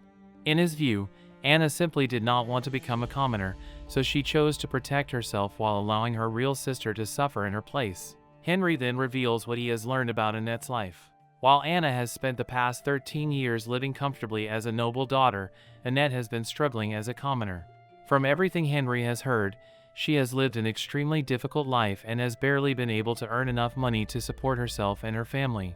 The fact that Anna has known about her for an entire year makes Henry even angrier. He believes that if Anna had told them the truth sooner, the family could have found Annette much earlier and spared her at least a year of unnecessary hardship. His voice grows even louder as he demands whether Anna feels any shame for what she has done. Anna covers her mouth in disbelief, her entire body trembling as she tries to process his accusation. She wants to explain herself, but every word feels impossible to say. The person she had waited for, the brother she had believed would always stand beside her, is now looking at her as though she is a complete stranger. Henry finally tells her that they are nothing more than strangers now. He even describes losing Anna as a relief, saying that having someone like her as a sister has only been a burden. He admits that he could barely introduce her to other people as his sister, which causes Anna's eyes to widen even further. His words make her question everything she remembers about their relationship. Anna begins wondering whether the kindness and affection Henry showed her throughout her childhood were never genuine. She remembers all the times he protected her, encouraged her, and treated her like his precious younger sister. Now she wonders whether he had only been pretending to be a loving older brother all this time. The realization cuts deeply, leaving her unable to recognize the person standing before her. Henry then tells Anna that his man, Barrett, will handle the rest of the matter. He orders her to hurry and get into the carriage. Anna does not resist. With her heart completely broken and her mind exhausted from everything that has happened, she quietly climbs inside. The carriage begins moving, carrying her farther and farther away from the only home she has ever known. As the carriage travels onward, Henry's words continue echoing through Anna's mind. She is told that they are heading toward her true family's home, the place where her biological parents live. The idea feels almost unreal. Only a short time ago, Anna believed that she was on her way to celebrate her future at the academy with the people she loved. Now she is being sent away to live with strangers simply because of the truth behind a fairy's prank 13 years ago. Eventually, the carriage arrives at a small, modest house. Anna steps down and stares nervously at the unfamiliar building.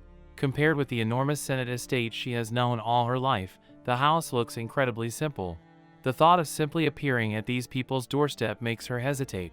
She turns toward Barrett and nervously asks whether it is really acceptable for them to show up without warning. Barrett reassures her that these people are her flesh and blood, so she has nothing to fear. He explains that they have already spoken with the family and believes they will welcome Anna with open arms. Even though he tries to reassure her, Anna remains standing outside, unable to bring herself to enter. These people may share her blood, but she has never met them before. Emotionally, they are complete strangers. Before Anna can say anything more, Barrett raises his hand and stops her. His expression becomes serious as he explains that this small house is the only place left for her now. He makes it clear that Anna should not return to the Senate estate in the future. In his view, that chapter of her life has already ended, and there is no reason for her to involve herself with the Marquis Senate's family again. Barrett then takes out a scroll and presents it to Anna. The document states that Anna agrees to accept 20 platinum pieces as compensation for the termination of her status as the Senate family's foster daughter. It also contains a condition that she must never involve herself with the Senate family again. Anna silently reads the document, her expression becoming increasingly bitter as she realizes that even her separation from the family has been reduced to a formal agreement. Anna tells Barrett that she does not need their money. She cannot bring herself to accept payment for leading the family she loves, especially when the money feels like another reminder that she has been cast aside. Barrett, however, dismisses her objection and explains that she may not think she needs it now, but she will eventually require financial support. She has spent her entire life without worrying about money, and he believes she has no idea how difficult ordinary life can become. Barrett further warns her that the Senate family cannot have Anna returning later and begging the Marquis for financial assistance. For that reason, he considers the 20 platinum pieces a necessary settlement that will allow her to begin her new life without depending on the noble family she has just left behind. He places a pen and ink in front of her and tells her to sign the document. Anna stares at the paper with trembling hands, unable to bring herself to accept that this is truly happening. She hesitates for several moments, overwhelmed by the thought that signing the agreement means formally cutting herself off from the only family she has ever known. Barrett then delivers one final blow. He reminds Anna that her real sister, Annette, signed the document immediately when the payment was mentioned. The implication is clear. Annette accepted the arrangement without hesitation, while Anna is the one struggling to let go of the Sennett family. Anna's eyes widen in shock. The comparison cuts through her remaining hesitation, filling her with a mixture of anger, sadness, and humiliation. She grips the pen tightly, her hand trembling as she forces herself to move. With tears still lingering in her eyes, Anna finally begins signing the scroll, formally accepting the end of her life as the Sennett family's daughter. While signing the agreement, Anna reminds herself that this is hardly the moment to worry about her pride. From everything Clue told her, Annette is an exceptionally capable daughter who has been supporting the entire family through her own earnings. Compared with Annette, Anna realizes that she has been raised in an environment of luxury and privilege, so she cannot pretend that she has the same ability to survive on her own. More importantly, Anna believes that this entire situation must already be painful enough for her biological mother. If the family needs the money, then Anna does not want to take it away from them simply to protect her own feelings. Even though Anna has never met her biological mother before, she cannot stand hearing Barrett speak about her as though she is merely another person who needs financial assistance. Anna understands that when someone is suddenly confronted with more money than they have ever seen in their life, it is only natural for them to feel intimidated by its value and power. For this reason, she tries to put her own discomfort aside and continues signing the agreement. While she is writing, Barrett reminds her that the Sennett family does not technically owe her anything. The entire situation was caused by a fairy, and it created a terrible mess for everyone involved. However, the family has decided to make this compromise out of consideration for Lady Annette's feelings. Barrett believes Anna should sign while the financial offer is still available rather than allowing her pride to interfere with what could help her biological family. Anna pauses again as his words make her think about Annette. She realizes that Annette is actually much like herself in one important way. Annette genuinely cares about her mother and younger siblings and has been working hard to support them. Anna admits that she does not like the feeling of being sent away in exchange for money, almost as though she is being sold off, but she reminds herself that this agreement is not really about that. If she signs, it will also give the Sennett family some peace of mind. They do not want people believing that they simply abandoned the girl they raised for 14 years, and Anna realizes that they probably do not want Annette herself to feel guilty about taking her place either. With that understanding, Anna finally finishes signing the document.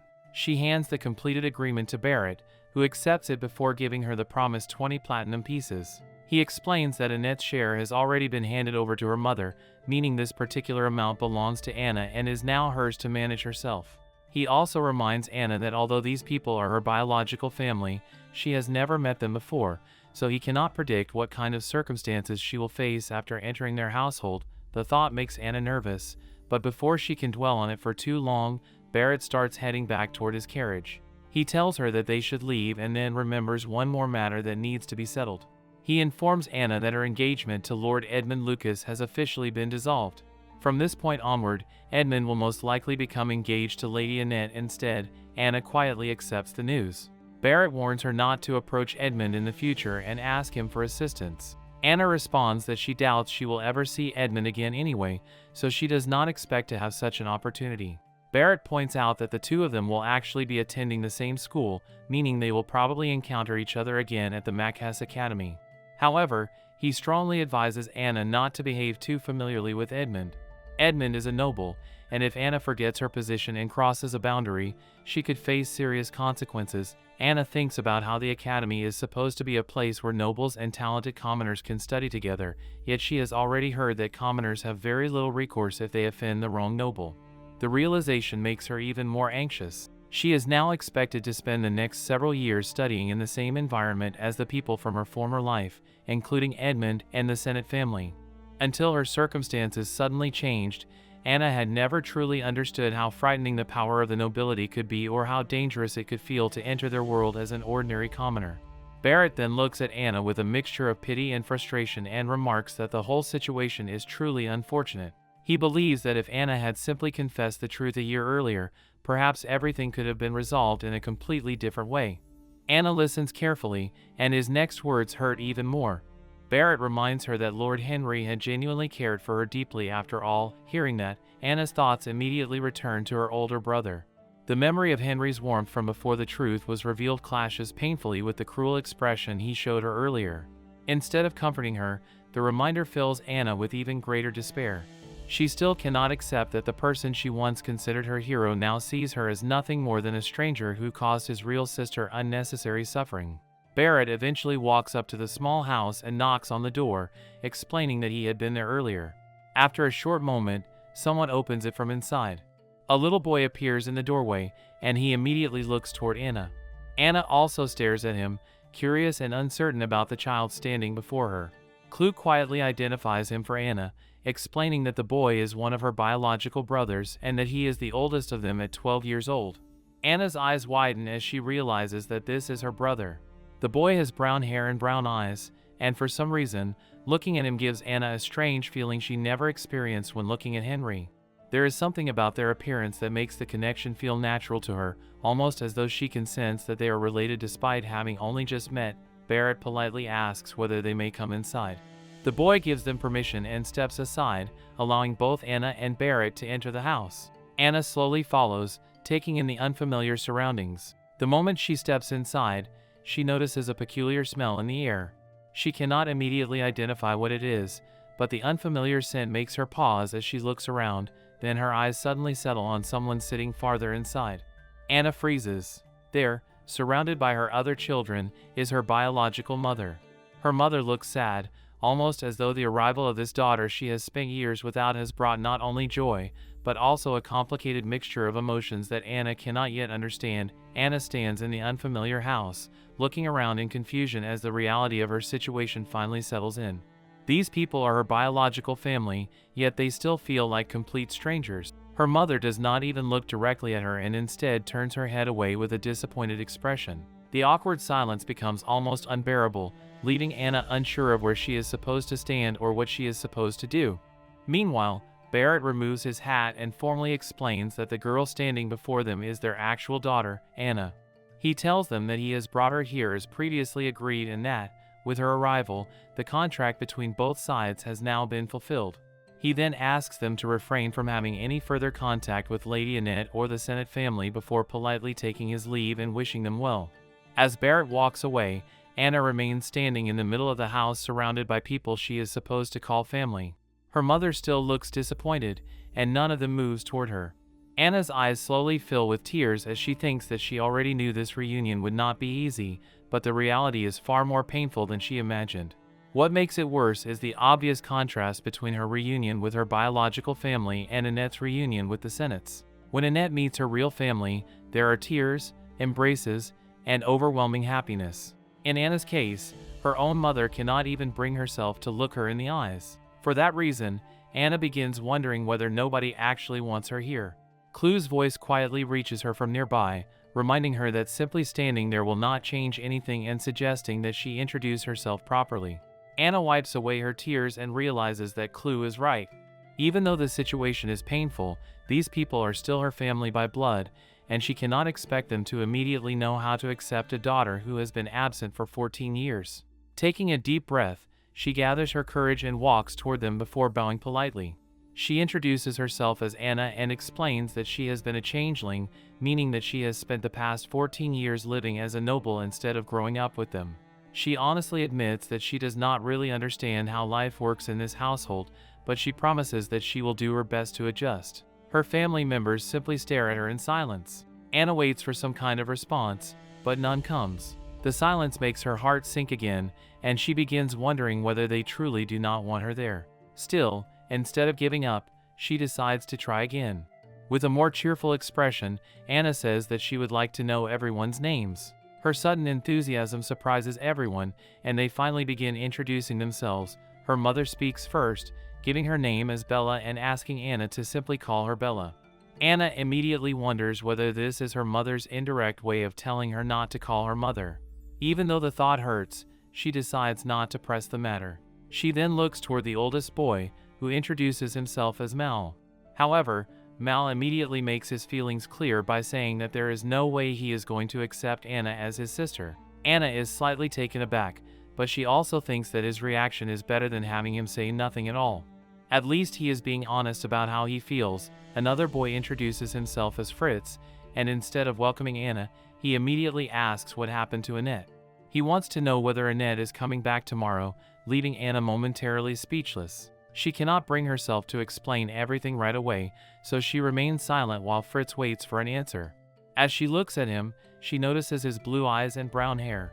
His eyes are a different color from hers, yet his soft, fine brown hair resembles her own, making Anna wonder whether the brown hair comes from their father while the blue eyes are inherited from him as well. Finally, the youngest girl introduces herself as Annie and says that she has just turned 6. Anna notices that Annie also has brown hair and blue eyes, which further strengthens her feeling that she truly does share something with these people. Even though they are strangers to her emotionally, the similarities in their appearance remind her that they really are connected by blood. Bella then stands up from her chair and tells Anna to have a seat while she prepares some tea. Anna politely thanks her and sits down. Only after settling into the chair does she realize how hungry she is. She has not eaten anything since that morning, and after everything that has happened, the exhaustion is finally catching up with her. Bella soon hands her a cup and says that it is ready. Anna looks down and is shocked to discover that the cup contains nothing more than plain hot water. For a moment, Anna wonders whether Bella is deliberately trying to harass her. After all, she has grown up in a noble mansion where tea is prepared properly and served with flavor. However, she soon realizes that this is simply how things are in this household. There is no special tea, no elaborate preparation, and no additional flavoring. Even so, when Anna takes a sip, she notices that the warm water soothes her throat. Despite its simplicity, it still provides a small sense of comfort. Bella then begins explaining where Anna will stay. She tells her that Anna can use Annette's old room upstairs because Annette has already said that she will not return for her belongings. For that reason, Anna is free to use anything that remains there. Anna is surprised to hear that Annette had her own room, so she asks about it. Bella explains that Annette needed a private place to study, so she allowed her to have her own room and use it however she wanted. Bella then remarks that Annette has always been somewhat unusual, perhaps precisely because she has spent her life being raised as a noble. Anna listens carefully before asking about something more practical. Since she is now living with them, she wonders whether her family will be able to afford the rent and other expenses associated with keeping her there. Bella looks at her with surprise and points out that, despite being raised as a noble, Anna is already worrying about rent and household expenses. She seems almost amused by this and tells Anna not to worry. The Senates have paid them a fair amount of money to take care of Anna until she graduates. Anna immediately becomes confused by the mention of graduation. She remembers that Barrett and the Senates mentioned school, but she has never actually decided to attend the academy. Bella is surprised by this and asks whether Anna did not get accepted.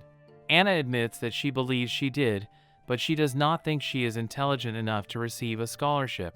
She has also heard that tuition at the academy is extremely expensive for students who are not nobles, which makes attending seem unrealistic. Bella simply acknowledges this, while Anna tightly grips the pouch that Barrett gave her. As she feels the weight of the money inside, she realizes that she could probably afford to attend the academy if she used it. She understands that this money is likely the Senate family's way of trying to help her after everything that happened. Even though they have rejected her as their daughter, they have at least made sure that she will not immediately fall into poverty. However, Anna begins questioning whether she truly needs to force herself to attend the academy. She thinks that there will be countless people there who already know her. If she appears at the academy, everyone will eventually learn what happened between her and Annette, and Anna worries that her presence might only make things more difficult for Annette. She does not want to cause the girl any further trouble after realizing how hard Annette has worked to support their biological family. Then Anna's thoughts turn toward Edmund. She knows that seeing him again could bring back painful memories. She tells herself that perhaps she could endure simply seeing him from a distance, but if Edmund behaves toward her the way he did when they first met and says something cruel again, she does not know whether she would have the strength to endure it. For this reason, remaining away from the academy seems like the safer choice. Bella notices Anna's hesitation and asks what she intends to do with herself if she does not attend school. Anna falls silent. She has no answer.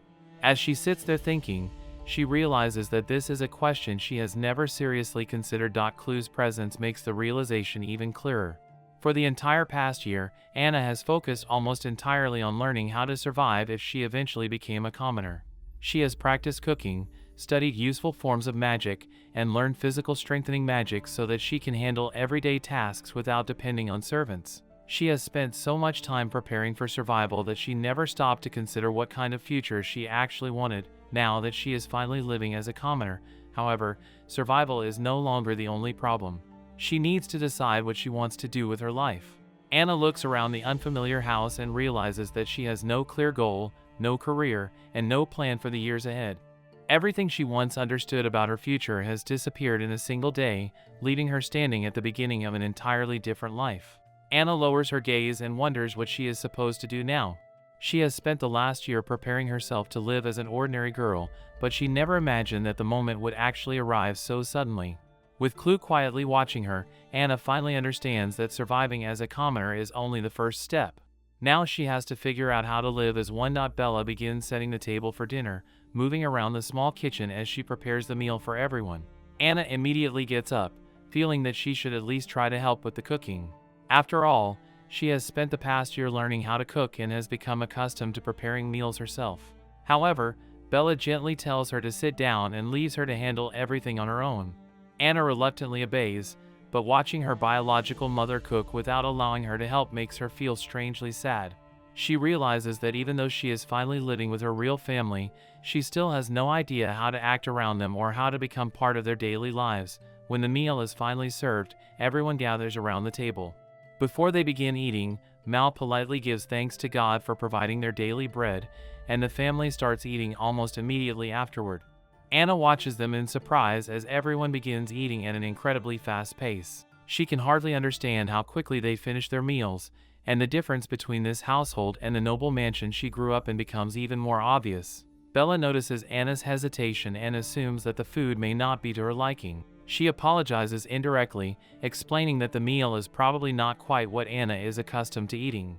Anna quickly reassures her that everything is fine and takes a bite, but the moment she begins chewing, her expression changes completely. Internally, she is shocked by what she has just put into her mouth. The bread is unbelievably hard, almost like a piece of wood, and she can barely chew it. It has very little flavor, and the texture is so tough that she cannot even tear it apart with her fingers. Anna starts wondering whether she will actually choke if she tries to swallow it. She looks around the table and notices little Annie dipping her piece of bread into the curry before eating it. Anna immediately understands that there must be a reason for doing that and decides to imitate her. She dips her bread into the curry and takes another bite, hoping the liquid will soften it enough to make it edible. However, the moment she swallows, she starts coughing violently. The food goes down badly, and Anna feels as though she has narrowly avoided choking. After recovering, Anna quietly tells Clue that she genuinely thought she was about to die. She is not even exaggerating when she says that she never knew eating could be this dangerous. Clue responds matter-of-factly that Anna simply lacks sufficient jaw strength and should have checked what she was putting into her mouth before eating it. His blunt explanation leaves Anna speechless for a moment, especially since she has never encountered food this difficult to eat during her noble upbringing. By the time Anna looks up again, Mal has already finished his meal. He leaves the table together with Annie, and the two quickly disappear to take care of whatever they need to do next. Anna remains sitting there, watching how effortlessly everyone moves through their routine. The family eats quickly and cleans up just as quickly, leaving Anna feeling increasingly useless. She thinks that there is no way she will be able to help with household work if she cannot even eat their food properly. As she remains alone at the table, Anna begins feeling discouraged. She has spent so much time learning practical skills for commoner life, yet now that she is actually here, she realizes that knowing something in theory and living it every day are completely different matters. She wonders how she can possibly contribute when everyone else seems so accustomed to this lifestyle. The feeling makes her think that she truly is useless in this household, at least for now. After some time passes, Bella returns and leads Anna upstairs to the room she will be using. She reminds Anna that this is her room, just as she explained earlier, and tells her to go ahead and use whatever is already inside. Anna looks around and notices several boxes scattered around the room. Curious about them, she asks Bella what they contain. Bella explains that the boxes are filled with various belongings that some people from the Senate estate brought over before Anna arrived. Anna listens and acknowledges that she understands. The sight of those belongings reminds her once again of the life she has left behind, but she does not allow herself to dwell on it for too long. Bella then brings up Anna's clothes. She explains that if Anna is going to stay in this house, she should simply use Annette's old clothes. Since Anna and Annette appear to be roughly the same size, there should be no need to make any adjustment. Anna looks at the clothes and wonders whether she will stand out if she starts wearing them. Bella's response is surprisingly blunt. She tells Anna that if she continues dressing like a noble, she might attract unwanted attention and could even end up being kidnapped. Anna immediately becomes frightened by the idea.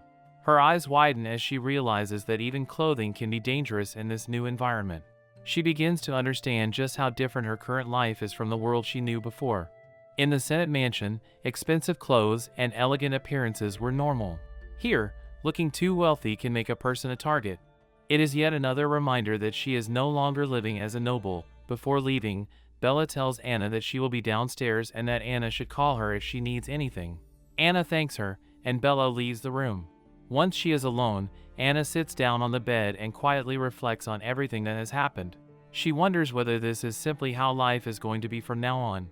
Perhaps this strange and uncomfortable lifestyle really is normal for commoners. Clue then asks whether Anna is not going to open the boxes. Anna admits that she is exhausted after everything that happened that day and decides that she will deal with them tomorrow.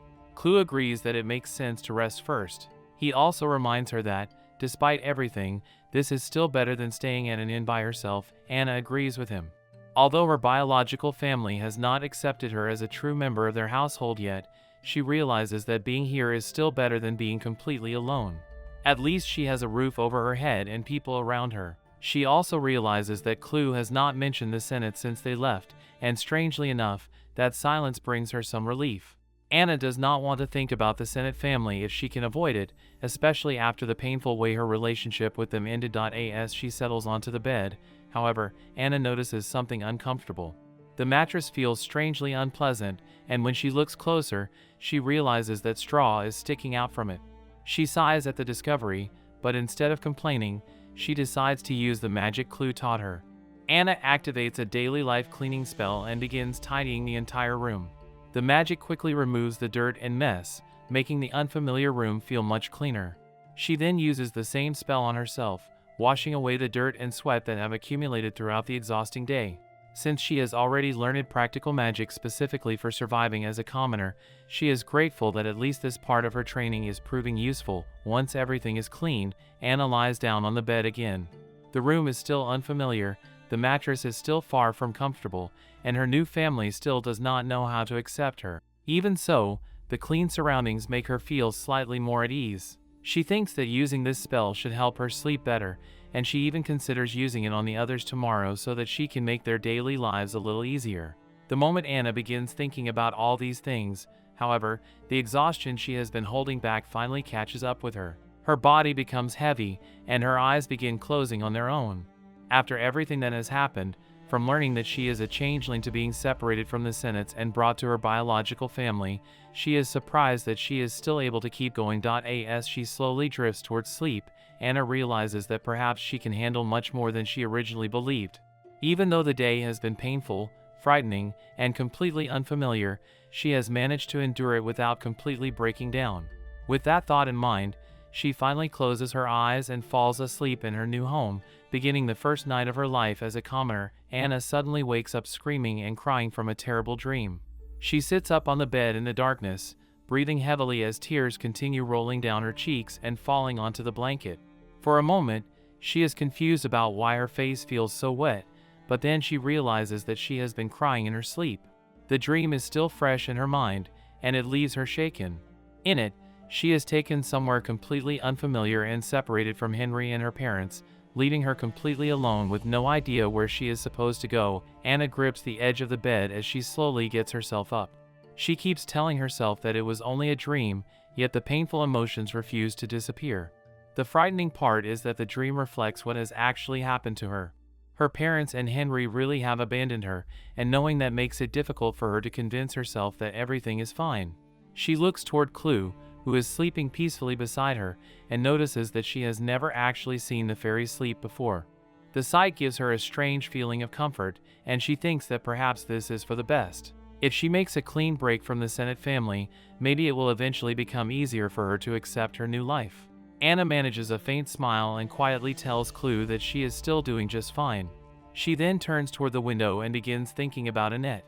She wonders whether Annette is sleeping peacefully right now or whether she is lying awake in an unfamiliar bed just like Anna, feeling lost and uncertain about everything around her. Anna sincerely hopes that Annette is doing well. Her thoughts then move to the rest of the family, including Mal, Fritz, Annie, and her mother, and she silently wonders what everyone in the household is doing at this moment. Meanwhile, back at the Senate estate, Henry walks toward Annette's room. He knocks before opening the door and asks whether Annette is all right and whether he can come inside. When he enters, he finds her sitting by the window, much like Anna is doing at the same time in her new home. Henry immediately understands that she is having trouble sleeping. He gently points out that it is understandable after everything that has happened in such a short period, but if she continues staying awake, she will only exhaust herself further. Henry then hands Annette a warm cup of sweet milk, explaining that it should help her sleep better. Annette takes a sip and admits that it tastes good. Henry smiles before preparing to leave, telling her that he will see her tomorrow. Just as he is about to walk out, Annette hesitantly calls after him and addresses him as Lord Henry. Henry stops and turns around, reminding her that he is her brother and asking what she wants to say. Annette hesitates before asking whether their mother, the younger children, and Anna are all right. Henry's expression immediately becomes more serious. He walks back toward her and tells her that she no longer needs to worry about them. Annette reminds him that they are still her family and asks whether he is not worried about them as well. Henry responds coldly that they are his family, but Anna is also going to be perfectly fine. The Senates have provided Anna with more than enough financial support to live comfortably, and Henry believes that Annette will probably see her again once they attend the same academy. For that reason, he tells Annette not to worry about Anna and to get some sleep. Tomorrow will be even busier than today, so she needs to rest. Annette remains silent for a while, but Henry's words continue troubling her. Eventually, she points out how cold his attitude seems. She reminds him that he and Anna have lived as brother and sister for more than a decade, so she cannot understand how he can suddenly act as though Anna no longer matters. Henry stops and turns around with an irritated expression. He asks Annette what she could possibly know about their relationship. His reaction shocks her, and for a moment she does not know how to respond. Henry then decides not to continue the argument and simply tells her to get some sleep. However, Annette cannot let the thought go. She calls after him and asks whether this is how he ignored Anna's feelings as well. Annette then admits that she has been extremely uncomfortable since coming to the Senate household. Even though everyone has been kind to her, she has never felt completely at ease there. She now realizes why. It is not simply because everything is unfamiliar or because she suddenly has a new family. Deep down, she feels that the reason she is so uncomfortable is that Anna never truly had a place in that household either. Henry looks at her in confusion as Annette explains that she can tell because the two of them are in the same situation. They are both girls who suddenly find themselves living in a family that had originally belonged to someone else. Annette believes that Anna must have felt the same loneliness and discomfort she is feeling now. Henry's eyes widen as he finally begins to understand what Annette is trying to say. The story then shifts back 2 years into the past, when Annette is still living with Anna's biological family. At that time, Fritz is burning with a severe fever. The young boy is trembling and complains that he feels both extremely cold and unbearably hot at the same time. He is clearly in pain, and Annette is deeply worried about her younger brother. She stays beside him and tries to calm him, assuring him that he will be fine and that she will remain there until he gets better. Annette prepares medicinal tea for Fritz and carefully gives it to him in a bowl. She encourages him to drink slowly and finish everything, even though she knows he does not like the bitter taste. Once he finishes, she tells him to lie down and rest. Fritz, still frightened and uncomfortable, asks his older sister to stay with him. Annette promises that she will remain beside him until he falls asleep, trying her best to give him the reassurance he needs. However, Fritz soon cries out again as the pain becomes worse. Annette watches him with growing fear and realizes that his condition is not improving. She begins wondering what they can possibly do when the family does not have enough money to afford a proper doctor. Unable to bear watching her younger brother suffer, she runs to her mother. Her mother is sitting nearby, working on sewing. Annette looks at her and realizes once again how strong she is. Despite having very little money and having to work constantly from home, her mother never gives up. Annette knows that there is a limit to how much money her mother can earn through sewing and knitting, no matter how hard she works. Deep down, She understands that her mother may never be able to earn enough to afford proper medical treatment for Fritz, yet her mother continues doing everything she can. Annette also remembers that her mother never completely gave up on their father, even after he abandoned the family. Their father had become suspicious after noticing how different Annette looked from the rest of the children. He began questioning whether his wife had been faithful to him, and Annette remembers the distrustful gaze he directed at her. Eventually, her father reaches his limit and angrily declares that he cannot take it anymore before leaving the house. Her mother tries to stop him, even reminding him that he has not finished his soup, but he refuses and walks away. Annette watches the scene and realizes that this is why her father keeps leaving them. She begins wondering whether everything is somehow her fault. For as long as she can remember, she has felt like a wall standing between her parents, something that prevents their family from being truly happy. At one point, little Annie asks their mother where their father has gone and whether he is coming back. Their mother reassures her that he will return, and the two of them embrace. Annette watches them quietly and reflects on her mother's kindness. Her mother has always treated her well, but Annette has never felt that the affection was exactly the same as the way she treats the other children. Even so, Annette knows that she is the eldest child, and now that their father is gone, she feels responsible for protecting the entire family. That responsibility becomes even heavier when Fritz falls ill. Annette desperately begs her mother to help him, while Mal also becomes worried and suggests that they should take Fritz to the church. He believes that perhaps a priest or priestess there might be able to cure him. His mother immediately reminds him that they cannot simply do that. Only a small number of people who are training to become priestesses can actually heal the sick, and healing magic is expensive. Mal becomes frustrated and cries out that everything always comes down to money. He wishes their father were still there so that they could have taken Fritz to a doctor immediately, preventing the fever from becoming this serious in the first place. Annette looks at Fritz and begins thinking that if their father had stayed, none of this might have happened. She also wonders why he cannot accept her as his daughter and whether his suspicions about her mother are somehow connected to the way he treats her. Annette notices that her mother and the other children are treated differently from her, and for a moment she wonders whether her father's suspicions could actually be true. However, she refuses to let those thoughts stop her from protecting her family. Instead, she suddenly makes a determined decision. She announces that she will go to the church herself and try to find someone who can help Fritz. Mal looks at her with concern while Annette's mother reminds her that she has already explained why the church may not be able to help them.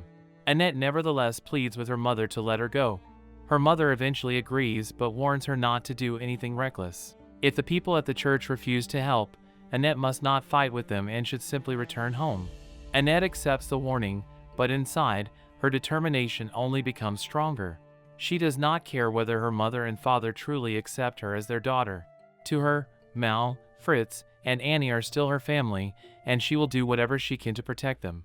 With that resolve in her heart, Annette leaves the house and heads toward the church, determined to find a way to save her sick younger brother. As Annette continues rushing toward the church, she keeps thinking that she is almost there.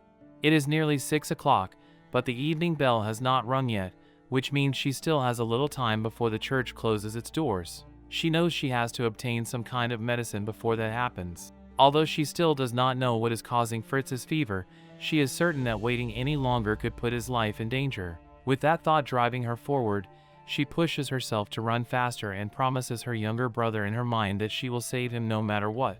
By the time Annette reaches the church, she is completely covered in sweat and breathing heavily. However, before she can even get close to the chapel, the guards immediately stop her and order her to leave, explaining that this is not the proper entrance and that ordinary people are not allowed to see the priestesses without permission. Annette desperately begs them to listen, explaining that she understands the rules but her younger brother's life depends on getting help. She insists that it does not necessarily have to be a priestess. If there is anyone inside who can heal a sick person, she only wants the chance to meet them. She admits that she has no money to offer at the moment, but she earnestly promises that she will repay everything someday. The guards begin feeling sorry for the exhausted girl, yet they cannot simply let her inside. They explain that even the guards themselves, despite being nobles who protect the church, rarely get the opportunity to meet the priestesses in training, let alone an actual priestess. In fact, someone could save a fortune and still never receive the chance to speak with one directly. Since Annette has no money and no official connection to the church, there is simply no way they can allow her inside.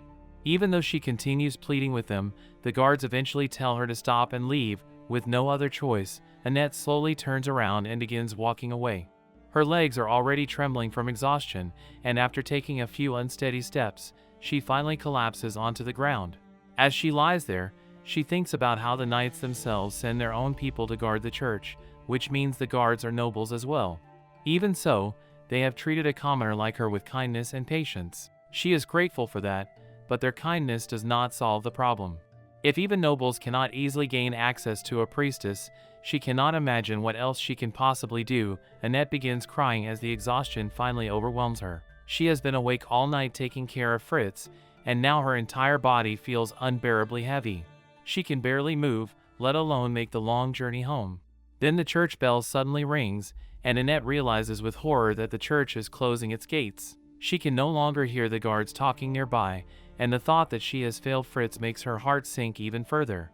She knows she has to go home empty-handed, and although she tries to encourage herself, she cannot stop blaming herself for being unable to help her brother.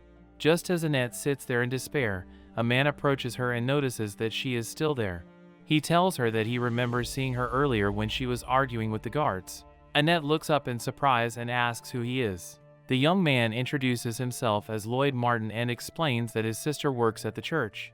Annette immediately becomes embarrassed, assuming that she has somehow caused trouble, and begins apologizing before saying that she will leave right away. However, Lloyd quickly stops her and clarifies that this is not what he meant. Instead, Lloyd holds out a small potion toward her. Annette stares at it in confusion before realizing that it is a magical potion made during priestess training. Lloyd explains that he does not know whether it will specifically cure Fritz's illness, but he believes it should at least have some effect. Potions are magical medicines designed to take effect after a single dose, and although there are many different types, even the cheaper versions produced for the Adventurers Guild are considered luxury items for ordinary people. Annette knows that her family could never afford something like this, which makes the offer of a potion made by a priestess in training feel almost unbelievable. Annette hesitates and asks whether Lloyd is truly certain that she can take it. She has no money to give him in return, so she worries that accepting such a valuable item would place a burden on him. Lloyd immediately reassures her that he knows she cannot pay and that she does not need to worry about it. He explains that his sister gave the potion to him, and she would probably be happier knowing that it was used to help someone who genuinely needed it. He then notices that it is already dark outside and decides that Annette should not walk home alone while carrying something so valuable. For this reason, he offers to accompany her. Annette initially refuses, pointing out that her home is too far away and that she does not want to trouble him. Lloyd, however, insists that it is too dark and dangerous for a young girl to travel alone, especially when she is carrying a magical potion that could attract unwanted attention. He extends his hand toward her and waits patiently. After hesitating for a moment, Annette finally accepts his help, and the two begin walking together through the darkening streets. During their walk, Lloyd learns that Annette's father has left the family. Annette explains that she believes he will probably return someday, but he always ends up leaving again. Her mother works from home, while Annette and her siblings earn money by gathering medicinal herbs. Their mother constantly reminds them that as long as they all work together, they will somehow manage to survive.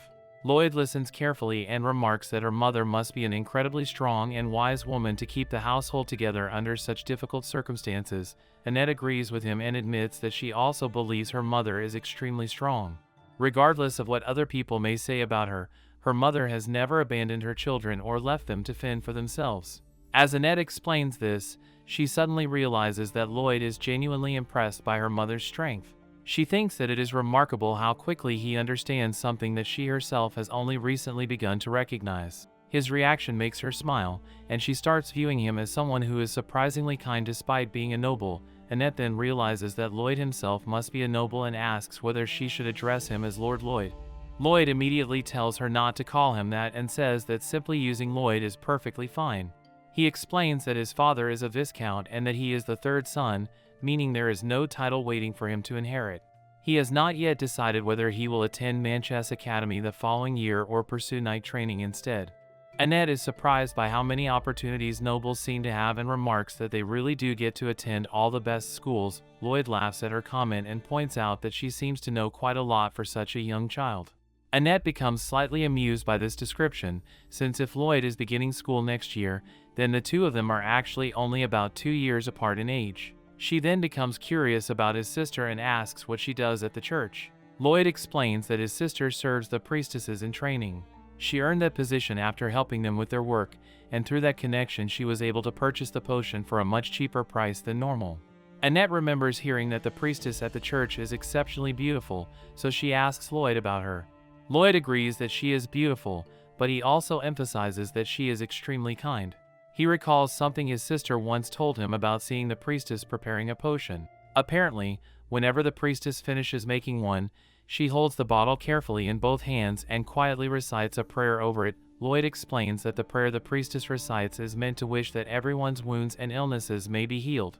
Annette listens with curiosity and wonders whether that means potions can actually be created simply through prayer. Lloyd admits that he is not completely certain. Since the potion itself is medicine-based, he suspects the prayer may have another meaning rather than being the actual method used to create it. Annette agrees that his explanation makes sense, especially after hearing that the priestess can heal injuries simply by placing her hands on someone. For that reason, she begins wondering whether the priestess might also be able to create especially powerful potions through her healing magic. Lloyd then explains that the priestess is said to possess incredibly powerful healing magic. Apparently, she can even heal a broken bone merely by placing her hands over the injured area. Annette is genuinely amazed by this and realizes that the priestess is not simply an ordinary healer but someone with extraordinary abilities. She praises how incredible that sounds, while Lloyd smiles and asks her not to hate the priestess. Annette becomes confused by the request and wonders why she would hate her in the first place. Annette explains that she has no reason to hate the priestess. She understands that even someone with powerful healing magic cannot possibly save every sick person in the world, and sometimes there is simply nothing that can be done. Lloyd is impressed by her attitude and tells her that she is genuinely kind. Annette is surprised that he sees her that way and asks whether he really considers her kind. Lloyd explains that most people would probably become bitter in a situation like hers, especially when someone they love is seriously ill and they have no way of paying for proper treatment. Annette hesitates before admitting that she does not think she is truly as kind as Lloyd believes. She explains that if Fritz ends up dying, there is a possibility that she may become so overwhelmed by grief that she will eventually hate everyone at the church for refusing to help him. Her honest answer makes Lloyd smile, and Annette turns her attention toward the house ahead, informing him that they have finally reached her home. By this point, it has become quite late, so Lloyd remarks that he should probably leave. Annette becomes concerned about whether he will be able to return home safely at such a late hour. Lloyd reassures her that there is no need to worry about him. He has magic, after all, and he is confident that he can protect himself from any local troublemakers who might be wandering around at night. He also mentions that his father can use magic and has told him that he possesses some magical power within him as well. Annette becomes interested when she hears this and asks whether that means she might also be able to use magic herself. Lloyd explains that magical affinity is actually quite rare among commoners, so the fact that she may possess some is unusual. If she truly has an affinity, however, she should be able to learn how to use magic with enough practice. He also points out that everyone has different magical aptitudes, meaning she will not necessarily be capable of learning every type of magic, but there is certainly a possibility that she can develop some abilities. Annette looks surprised by the idea and wonders whether she could really learn magic. When Lloyd asks whether she wants to be able to use it, she immediately thinks about how much easier her life might become if she could. She reasons that magic could give her another way to earn money, which would be especially useful now that her father is gone and the family is struggling to survive. Lloyd understands the reason behind her interest and recognizes that she is already thinking about how she can help support her household. Before Lloyd leaves, Annette suddenly asks whether she will be able to see him again. Lloyd answers that she certainly can, explaining that he goes to the church every day, so she can always find him there. Annette smiles with relief and promises that she will see him again. She then thanks him sincerely for everything he has done that day, especially for giving her the potion when she had almost lost all hope. The two wave goodbye to each other before Lloyd begins making his way home. Annette immediately turns around and rushes into the house, calling out that she is back. The moment she enters, everyone inside looks shocked to see her, especially because they know she has been searching desperately for medicine. Without wasting any time, she takes out the potion and hands it to her mother. Her mother stares at the small bottle in disbelief, unable to believe that Annette has somehow managed to obtain an actual potion from the church. Her siblings also gather around and stare at the magical medicine with wide eyes. Annette explains that it is a magical medicine from the church and that she believes it can help Fritz. She honestly admits that she has never used a potion before, so she cannot guarantee that it will work. However, she has heard that the potions made by the priestesses are incredibly powerful and can supposedly treat almost anything, including illnesses. Even though Annette does not know exactly what is wrong with Fritz, she grips the potion tightly and silently prays that it will work. In her heart, she desperately begs for the medicine to save her younger brother. At that moment, something strange happens. The potion suddenly begins glowing brightly in her hands, causing both her mother and Mal to stare at it in complete surprise. They cannot understand why the bottle has suddenly started shining. A soft white light surrounds the potion for a moment, making it clear that something unusual has happened. Annette immediately gives the medicine to Fritz and carefully helps him drink it. The moment he swallows the potion, his entire body is surrounded by another flash of light. The change is immediate. The fever that had tormented him disappears, his strength returns, and his exhausted body becomes completely healthy. Fritz slowly opens his eyes and sits up, looking around as though he has just awakened from a long nightmare. Mal stares at him in disbelief and wonders whether Fritz has somehow become completely fine again. Annette can hardly believe what she is seeing either. She realizes that it is almost as though Fritz has been reborn after being on the verge of death only moments earlier. Fritz happily announces that he feels completely healed now. His mother immediately asks whether the fever is truly gone, still unable to believe the sudden recovery. Fritz smiles and confirms that he no longer feels hot at all. The relief on his mother's face is unmistakable. Tears sparkle in her eyes as she rushes forward and embraces her son, thanking God that he has recovered safely. Fritz protests that she is squeezing him too tightly because the hug hurts, but his mother cannot contain her happiness. Mal and the others also gather around, and the entire family embraces one another in celebration. For the first time in a long while, they are united by relief and happiness rather than fear and poverty. Annette, however, remains standing slightly apart from them. She watches the family hug each other with a complicated sadness in her eyes. As she looks at their happiness, she begins wondering what it would actually feel like to be part of such a family. A small part of her wishes that she could simply step forward and join the embrace, but she cannot bring herself to move. The scene is almost too dazzling for her to approach. Even though these people are technically her biological family, she has only just met them, and she feels like an outsider standing at the edge of something she has never truly experienced. Annette quietly watches them while wondering whether she could ever belong among them in the same effortless way that she belonged with the Senates. Listening to Annette's story in the present, Henry remains visibly shocked by everything he has learned. His expression tightens as the implications finally become clear. Annette looks toward him and quietly points out that this means she and Anna are actually the same in a way.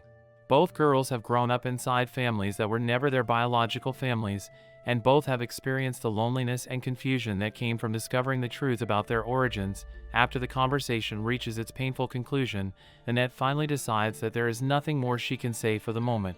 She quietly wishes Henry good night and lies down on the bed, her expression filled with disappointment and sadness. Meanwhile, Henry slowly walks away from her room, but her words continue echoing inside his mind. She has pointed out that although her biological family welcomes her with open arms, there is still an obvious awkwardness between them.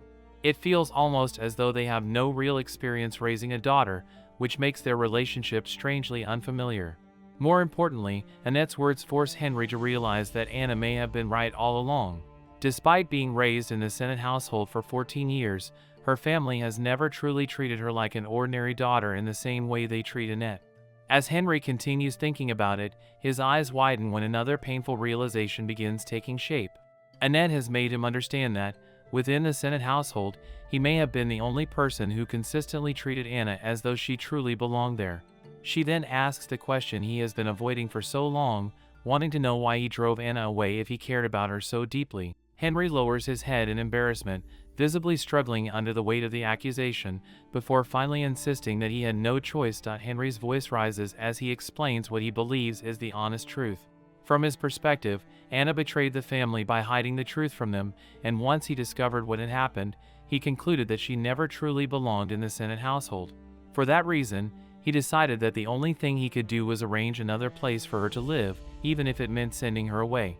He emphasizes that although Anna could not use healing magic like the rest of the family, he had still tried not to abandon her. Henry recalls how he searched far and wide for a suitable place where Anna could live comfortably. He explains that he deliberately never introduced her to his friends, hoping to protect her from feeling self-conscious about her appearance and her differences from the rest of the Sennett family. He also remembers how many times he tried to persuade their dismissive parents to simply allow Anna to remain close to him, yet despite all his efforts, Anna repeatedly seemed to reject what he was trying to do. As Henry struggles to hold back his emotions, he covers his face and admits that he wishes Anna had simply told him the circumstances surrounding her birth earlier. In his mind, everything might have been different if she had revealed the truth before the situation became so complicated. However, Annette immediately challenges this assumption and asks whether he is truly certain that Anna never tried to tell him anything. Annette wonders whether Anna may actually have said something in the past, only for Henry to unconsciously ignore the signs. Her question strikes him deeply, and tears begin filling his eyes as he looks at her in shock. He cannot understand why he would ever intentionally ignore Anna when he loved her as his younger sister. Annette then explains that she would have been terrified in Anna's position. If the sister she had loved and protected suddenly came to her and nervously asked whether she truly belonged to the family, that single question could destroy every bit of security and trust she had carefully built over the years. Annette's words force Henry to confront something he had never considered. He has always worked tirelessly to make sure Anna never felt like an outsider, so perhaps that very desire made him unconsciously avoid conversations that might threaten the relationship he had built with her. Instead of asking difficult questions or encouraging Anna to speak openly, he may have sensed her discomfort and simply avoided serious conversations whenever they arose. For Henry, the realization becomes painfully familiar. As he turns away, Anna's voice suddenly echoes through his memories, repeating the moments when she tried to approach him and ask for a serious conversation. He remembers her calling his name and asking if she could talk to him, yet he now understands that he repeatedly failed to recognize the importance behind those requests. What once seemed like ordinary hesitation now feels like a desperate attempt from Anna to tell him something she was terrified to reveal. Henry finally realizes that Annette is right. Everything between him and Anna has unfolded in the worst possible way, but it is not entirely Anna's fault. Both of them have been thinking about each other, caring about each other, and trying to protect their relationship in their own ways, yet their fear and misunderstanding prevent either of them from saying what truly needs to be said. As he remembers all the conversations he has had with Anna, Henry's expression collapses completely. He realizes that he may have been the one who backed her into a corner without even realizing it. By refusing to listen patiently and by allowing his anger and assumptions to take control, he unintentionally left Anna with fewer and fewer opportunities to tell him the truth. Henry finally breaks down and cries openly, calling Anna's name as the regret becomes unbearable. He wonders whether everything could have been different if he had simply listened to her properly a little sooner. If he had been able to control his temper and hear what she was actually trying to say instead of reacting emotionally, perhaps Anna would never have been forced into the desperate situation she now faces. The thought leaves Henry devastated. For the first time, he begins to understand that the tragedy separating him from Anna is not simply the result of her secret or the fairy's action. His own inability to listen may have played a crucial part in pushing the sister he loved farther away. With tears streaming down his face, Henry can only stand there overwhelmed by regret, wondering whether one simple act of patience might have changed everything. Meanwhile, the fairy responsible for swapping Anna and Annette continues watching the situation from nearby, and instead of showing any concern about the chaos she has caused, she simply laughs at the sight of Annette. She gets up and casually asks whether Annette is still there. Annette, already irritated by everything that has happened, confirms that she is. The fairy explains that things are only getting interesting, so she might as well stay and watch everything unfold from up close. In her opinion, leaving now would be a complete waste, especially when Anna's brother is making the entire situation far more complicated than necessary. She even praises him, saying that the way he keeps complicating everything is practically perfect entertainment.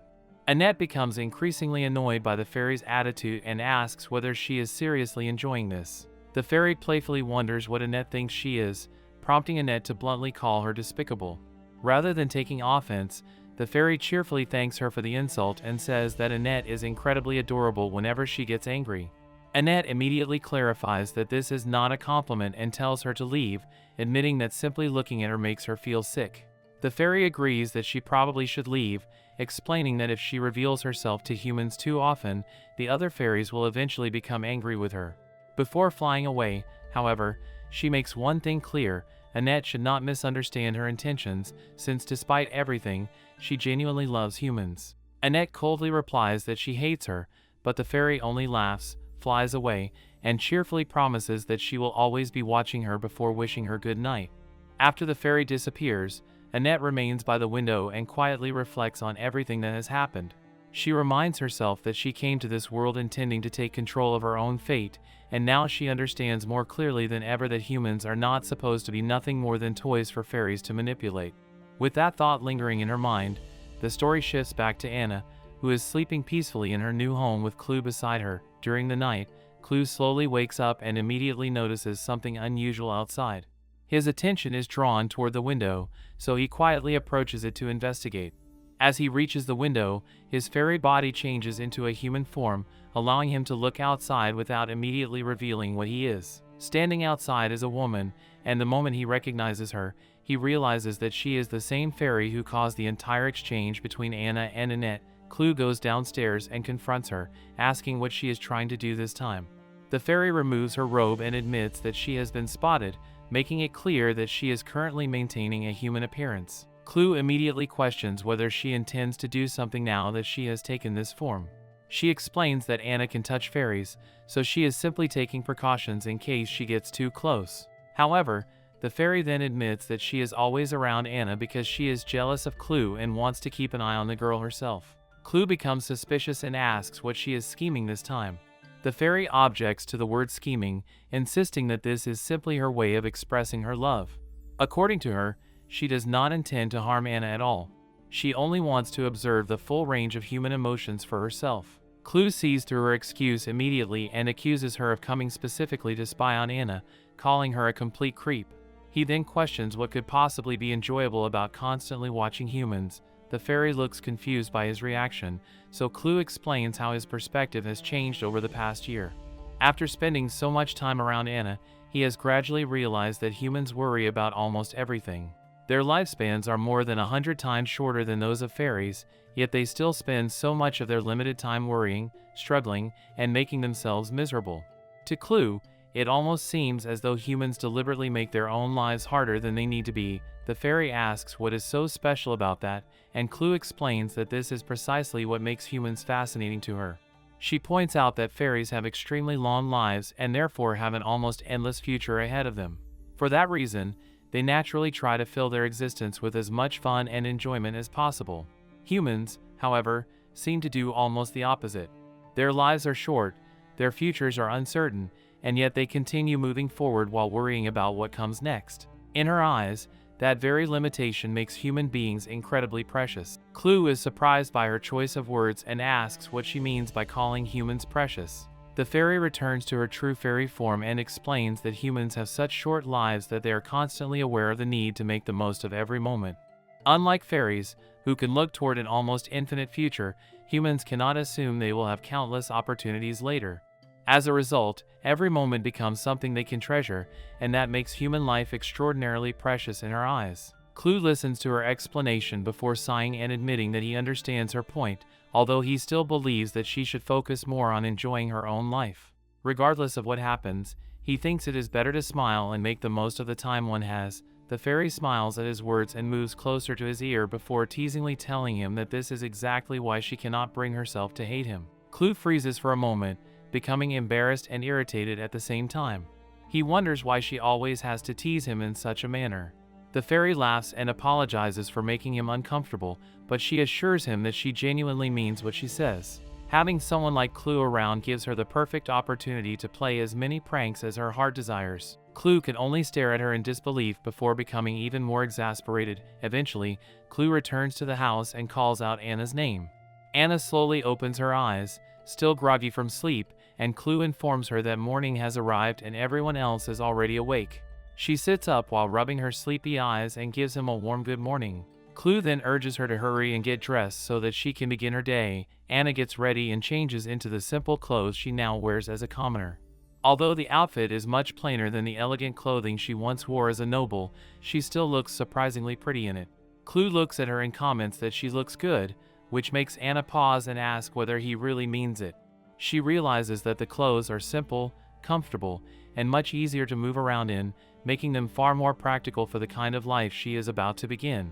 Anna then starts thinking that perhaps she can finally be useful around the house and help with the work downstairs. Clue encourages her, reminding her that she is already an excellent cook and that the people living there will surely appreciate her food. He does, however, point out that she should probably tie her hair back before helping in the kitchen. Anna follows his advice and neatly ties her hair so it will not interfere while she works. With everything prepared, Anna takes a breath before heading downstairs. She understands that this is not merely another ordinary morning. For her, it marks the beginning of an entirely different chapter of her life. She is no longer living as a noble, no longer protected by the Senate family, and no longer pretending that everything can remain the way it was before. As she walks downstairs dressed as an ordinary commoner, Anna quietly thinks that today is the first day of her new life. As Anna comes down the stairs, she looks toward the dining table and notices that it is completely empty. The utensils have already been moved into the kitchen, and there is no sign that breakfast has been prepared yet.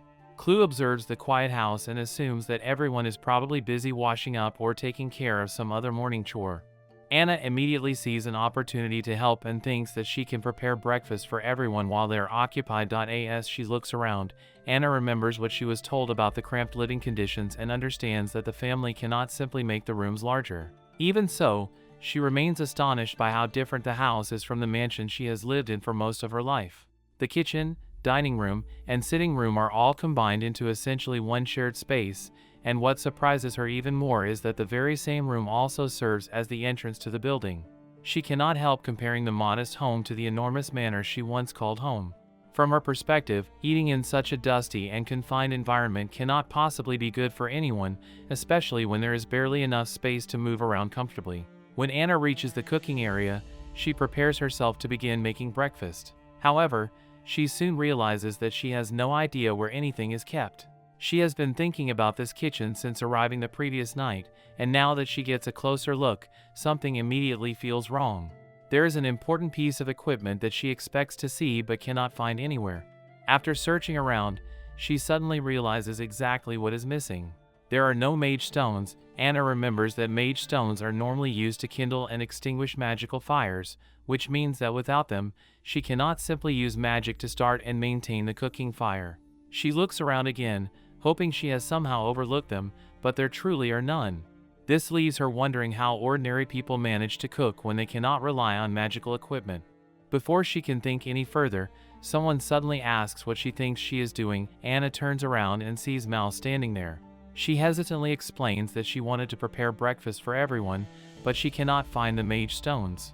Mal is surprised that she is looking for such a thing and asks whether she means the stones used for lighting and putting out the fire. When Anna confirms it, he explains that this is not a wealthy nobleman's kitchen. For that reason, they obviously do not have expensive luxuries such as a mage stone oven. He admits that he has never even seen one of those ovens in person. Their family simply uses wood, meaning that their oven is a traditional wood-burning one. If they want a fire, they have to burn wood themselves. Hearing this, Anna is reminded of something Sarah once mentioned about ordinary people using wood-burning ovens. She realizes that this must be what Sarah was talking about. At the same time, Anna becomes curious about how commoners manage their daily lives when they cannot use magic. Looking back, she realizes that she should have asked Sarah many more questions instead of assuming that everything worked the same way as it did in noble households. Mal then realizes from Anna's expression that she may not even know how to light a normal fire. He asks whether she seriously cannot start one, but Anna remains silent, unable to come up with an answer. Her silence is enough for him to understand the situation, and Anna apologizes awkwardly. Before Mal can continue teasing her, her mother, Bella, enters the kitchen and tells him to stop picking on Anna. She reminds him that everyone has to start somewhere and that there is nothing strange about Anna not knowing something she has never had to do before.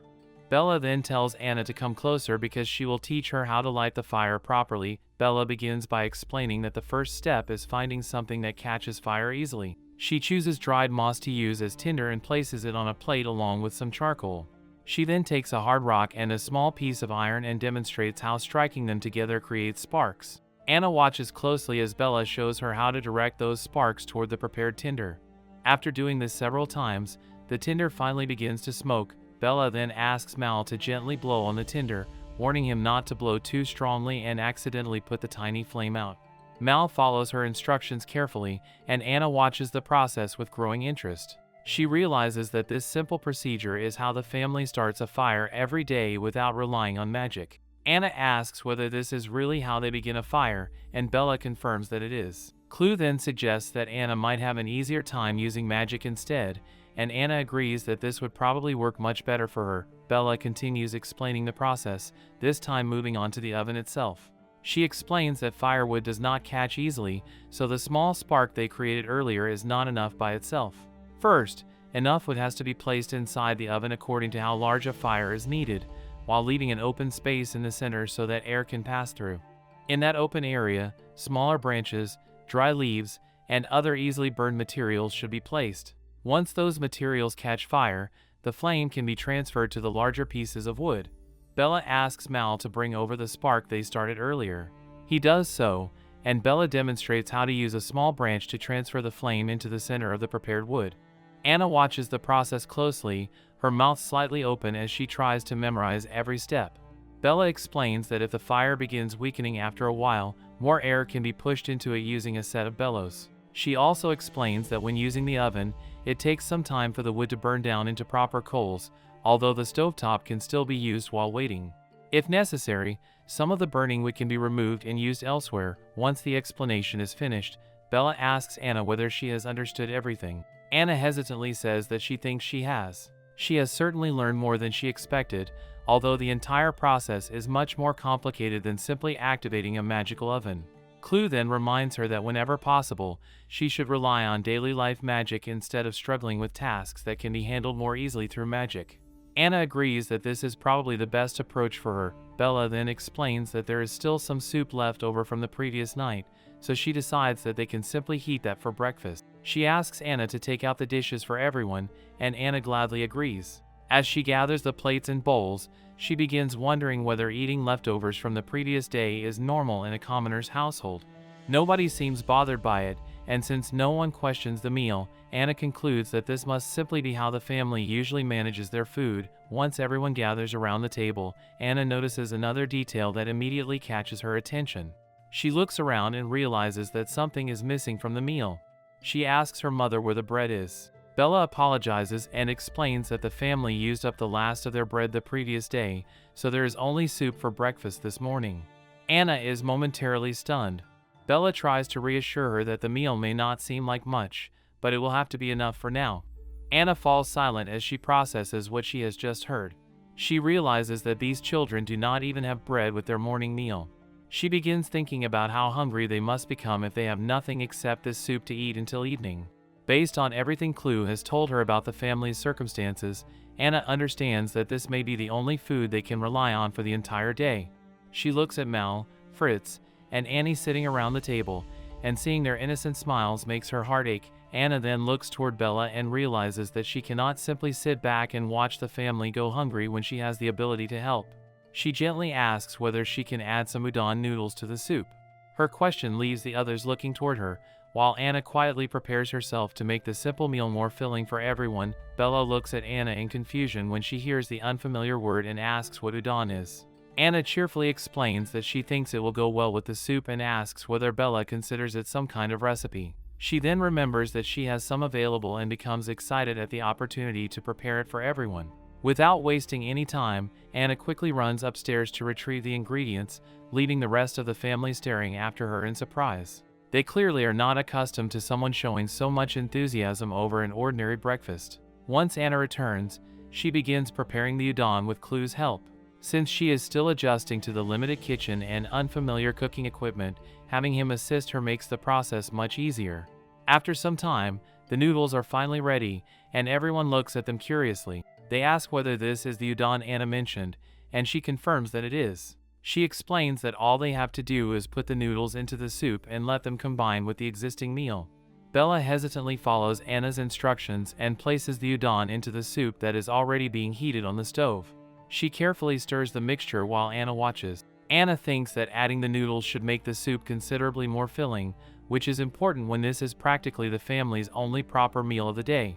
Once everything is heated through, Anna serves the udon soup to everyone and looks at the utensils laid out on the table. She notices a large spoon designed for handling noodles and realizes that the family must already be familiar with eating foods such as spaghetti. With that in mind, she quietly hopes that they will enjoy the udon just as much. Before anyone begins eating, the entire family says a prayer. Anna waits patiently, watching everyone's expressions as they prepare to taste the unfamiliar meal. Mal is the first to take a bite, and Anna immediately watches him closely, wondering whether he will actually like it. The moment he tastes the udon, his eyes brighten with genuine surprise, and he remarks that it is really delicious. Fritz quickly follows and says that he likes it too, which makes Anna's expression brighten. Anna then looks toward Annie and watches her try the noodles as well. Annie admits that she has never eaten udon before, but she thinks it tastes very good. Hearing the children enjoy the meal fills Anna with quiet happiness. She has only been in this household for a short time, yet seeing everyone enjoy something she prepared gives her a small sense of belonging that she has desperately needed. Bella then notices something else and turns her attention toward Anna. She tells Anna that the room looks much nicer than before and realizes that Anna must have gotten up early to clean it. She sincerely thanks her for taking the initiative to tidy the living space. The simple words affect Anna more deeply than Bella realizes. Anna becomes extremely happy at being praised by her real mother, especially since she has spent so much of her life longing for the warmth and recognition that come naturally within a family. Even though Bella still treats her somewhat cautiously, hearing her mother genuinely thank her makes Anna feel as though her efforts finally matter. After some time passes, Mal begins gathering his books and preparing his belongings. Anna notices what he is doing and asks what he is getting ready for. Mal explains that he is preparing to go to school. Anna is surprised to hear that he attends school and asks about it, prompting Mal to explain that he and the other children attend a school run by the temple. Before leaving, Mal tells his mother that he and Fritz are planning to gather medicinal herbs after school. Bella immediately warns them not to go too far into the woods, reminding them that monsters live in that area. Mal assures her that he already knows and understands the danger, but Anna becomes curious about what exactly gathering herbs involves. Clue explains that Mal and Fritz are both registered with the Adventurers Guild. Rather than taking on dangerous quests, they mainly accept simple jobs that allow them to earn a little money. Anna wonders how such easy work can provide much income, especially if the tasks are not particularly difficult. Clue explains that the situation is more complicated than it appears. There are many magical herbs that cannot be cultivated easily, meaning that they have to grow naturally in the wild.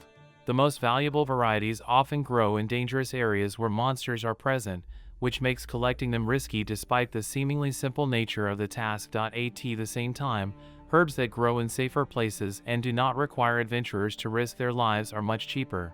Even so, those herbs are still necessary and continue to have value, making herb gathering an ideal starting job for children who are just beginning their lives as adventurers. They can take relatively simple assignments, learn how the profession works, and earn a little pocket money without immediately taking on dangerous missions. Anna begins realizing that there are many different kinds of work available in this world, far more than she understood when she first arrived.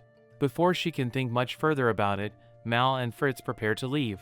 Anna suddenly remembers something and runs after them, asking them to wait. She quickly brings them a pouch containing some of the scones she has prepared and encourages them to take the food with them. The boys accept the pouch, and Anna smiles as she waves goodbye while they head out for school and their herb gathering work afterward. Bella watches the scene and tells Anna that she did not need to give them food.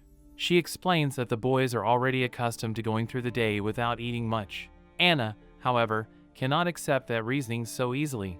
Even if they have grown accustomed to it, Mal and Fritz are still growing boys, and she believes they need proper food to keep their strength. As the house becomes quieter, Anna continues thinking about the children's education. She learns that the temple school they attend only teaches basic subjects such as reading and mathematics. Anyone who wants to continue studying beyond those fundamentals has to attend a more advanced school, and those institutions require tuition fees. Looking at the situation from that perspective makes Anna think again about Annette. Despite receiving only a temple-based education before entering the academy system, Annette manages to earn a scholarship and secure an opportunity that many other students could only dream of. The thought suddenly overwhelms Anna, and tears begin forming in her eyes. She quickly wipes them away, refusing to let herself become trapped in jealousy, regret, or self-pity. She knows that comparing herself with Annette will not change anything. Instead, she takes a breath, gathers her determination, and tells herself that she may not even be able to measure up to Annette, but that does not mean she should give up. For now, Anna decides that she will simply do whatever she can with the abilities and opportunities she has. She is no longer living in the Senate household as a noble daughter, but she is slowly discovering that even an ordinary life can contain small moments of happiness. With that determination in her heart, she prepares herself to keep moving forward and make something of the new life she has been given. The next scene shows Anna standing outside and wringing out the clothes as she helps with the household chores. As she works, she sighs and reflects on how different ordinary life is from what she imagined. She is particularly surprised to discover that the family simply wipes their dishes clean instead of properly rinsing them after meals. For someone who grew up in a noble household, where cleanliness is handled with the help of servants and magic, the difference is enormous. Anna decides that later, she will probably have to use cleaning magic on everything if she wants the house to meet the standards she is accustomed to. Before she can continue thinking about it, Clue interrupts her and informs her that the water has already run out. Anna looks at him in confusion, but Clue explains that this is hardly surprising when she has used nearly half of the large earthenware jar in one go. Anna becomes embarrassed and decides that there is no point discussing the mistake. Instead, she quietly tells herself that she is simply reflecting on what she did wrong and trying to learn from it. At that moment, Bella approaches while carrying another bucket of water. She tells Anna that she has brought some more and asks her to move aside for a moment. Bella then carefully pours the water into the household container. Anna watches her and becomes curious about where the water actually comes from. She notices that Bella has been gone for quite some time and wonders whether the water source is located far away. Bella explains that the family uses a nearby stream for washing clothes, but the water they drink and use for everyday household needs comes from a well. Unfortunately, the well is somewhat far from their home. Anna realizes that this means Bella has to make repeated trips back and forth whenever the household water supply runs low. Bella confirms that she has to keep returning until the large jar is full, which makes Anna understand just how much physical work goes into something as simple as having enough water in the house. Anna then reasons that Bella still has laundry to finish and also needs to make a trip to the market afterward. Since getting water is another task that needs to be done, Anna decides that she should take responsibility for it so Bella can concentrate on the other chores. Bella immediately warns her that water is heavy and doubts that Anna will actually be able to carry it all the way home. Anna confidently assures her that she is much stronger than she looks and says that carrying water should be left to the younger people in the household. Bella remains concerned, but Anna politely insists that she let her handle it. She does not mean to brag, but thanks to the physical strengthening magic she has learned, she knows that carrying a heavy bucket will not be as difficult for her as Bella expects. Seeing how determined Anna is, Bella finally agrees, although she warns her not to push herself too hard. Anna promises to be careful and then leaves to find the well. As she walks away with Clue, Anna explains that she could simply use cleaning magic to take care of the laundry as well. Clue wonders why she does not do exactly that. Anna replies that she does not want to flaunt her magical abilities too much. Since she has only recently entered this household, she feels that constantly showing off magic could make her stand out unnecessarily. Anna then realizes that there is one small problem. She has agreed to fetch the water without even knowing where the well is. She scratches her head awkwardly and asks Clue where they are supposed to go. Clue points out that she offered to do the task before even asking where she needed to go, which makes Anna realize how careless she has been. Fortunately, Clue knows the location and simply tells her to follow him. As Anna continues walking, she soon realizes that the well is much farther away than she expected.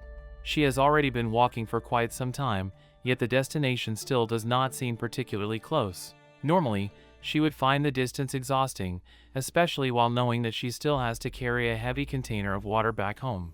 However, Anna is secretly grateful for the strength-enhancing magic Clue taught her. Without it, she doubts she would be able to handle this kind of daily physical work so easily. Eventually, Clue points ahead and tells her that the well is finally there. Anna looks forward and sees the well, relieved that they have reached their destination. Someone is already there filling a bucket, so Anna realizes that she will not have to figure out the process entirely on her own. Since she has never used a well before, she decides to watch the other person for a moment and learn how it is done. Anna studies the well carefully and notices that it has a pump. The young woman using it struggles as she fills her container, and Anna watches as the bucket gradually becomes heavier. After finally drawing up enough water, the woman sighs in exhaustion and admits that she may have taken too much. The bucket is so heavy that she cannot properly lift it, so she struggles to move it before finally placing it back on the ground. Anna immediately steps forward to help. With a friendly smile, she offers to carry the bucket for her and asks where she should take it. The woman's eyes widen when Anna effortlessly picks up the heavy bucket that she had struggled to move. Anna simply waits for her to point the way, while the woman stares at her in surprise before finally indicating the direction. As they begin walking together, Anna introduces herself and explains that she has recently moved nearby. The girl immediately recognizes her name and asks whether she is the same Anna who was raised as a noble. Anna smiles and confirms that she is, although she quickly clarifies that she is no longer a noble. Internally, Anna realizes that news about her has already begun spreading through the local community, which means she will probably have to get used to people knowing about her unusual circumstances. Anna then admits that she still has many things to learn about ordinary life and would appreciate any help or advice she can receive. The girl looks at her with an expression of surprise and admits that she had expected Anna to be frightening. Since Anna was raised among nobles, she assumed that Anna would be arrogant or difficult to approach. She even admits that she never imagined someone from a noble background would be capable of casually carrying such a heavy bucket. Anna listens to her comments with a small smile, realizing that the girl's impression of nobles is quite different from her own understanding of the world. The girl introduces herself as Amory and points out that her house is just over there.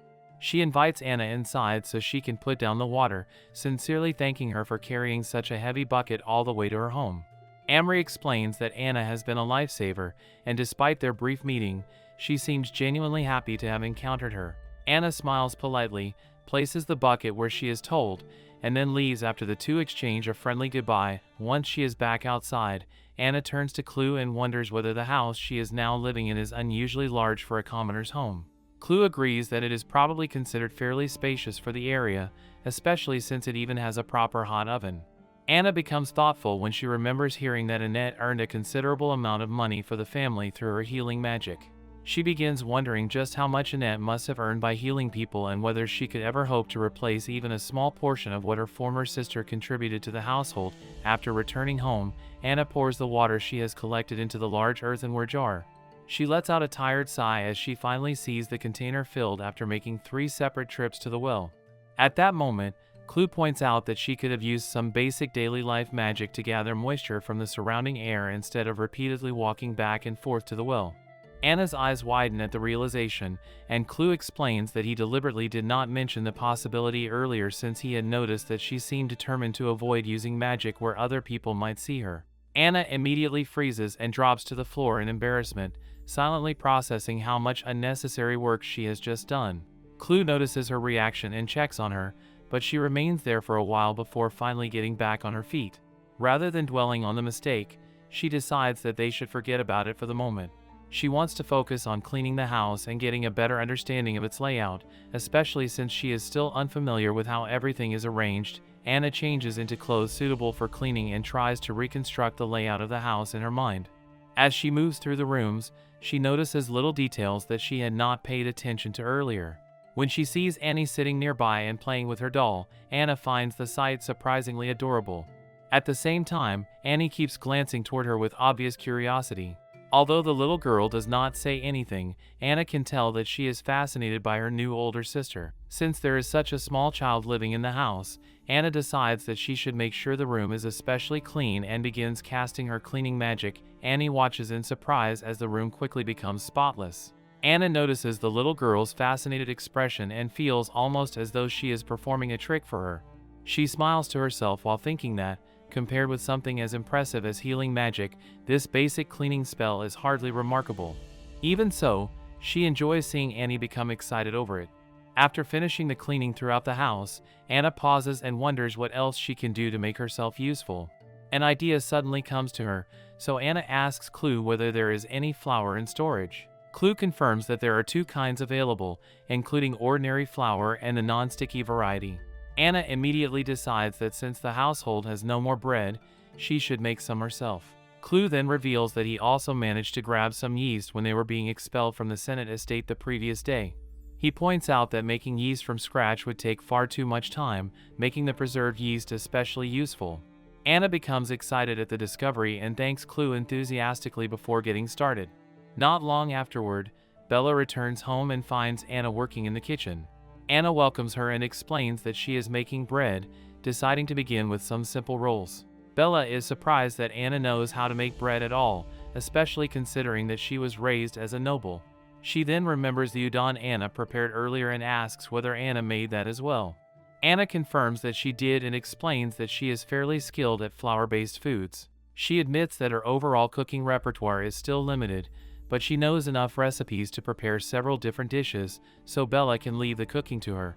Anna also mentions that she has no particular talent for sewing, meaning she cannot be much help with that kind of work.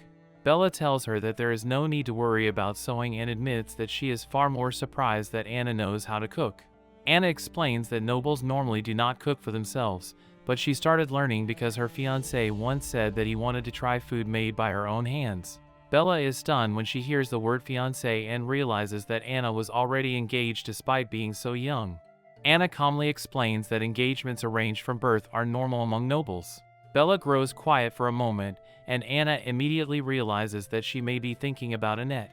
Wanting to reassure her, Anna explains that she is certain Annette will eventually become engaged to her former fiancé, Edmund. Bella is confused by the situation and wonders whether Anna means that Edmund will simply move on to Annette and abandon Anna without a second thought. Anna quickly clarifies that it is not really a matter of someone abandoning another person. The engagement is an arrangement between noble families, and neither she nor Edmund originally had any real say in it. For that reason, Anna insists that she does not resent Annette taking the position she once held. As Anna continues kneading the dough, Bella carefully asks whether the matter truly does not bother her. From Bella's perspective, Anna seems rather sad whenever she talks about it. Anna denies feeling hurt and explains that she and Edmund were never particularly well suited to one another. In her opinion, Annette would be much better suited for him anyway. Bella then asks whether Anna actually knows what Annette is like. Anna explains that she saw Annette at Manchess Academy the previous day when she went there to check whether she had been accepted. She recalls how everyone in the Sennett family recognized Annette immediately, which makes perfect sense since Annette looks almost exactly like their mother.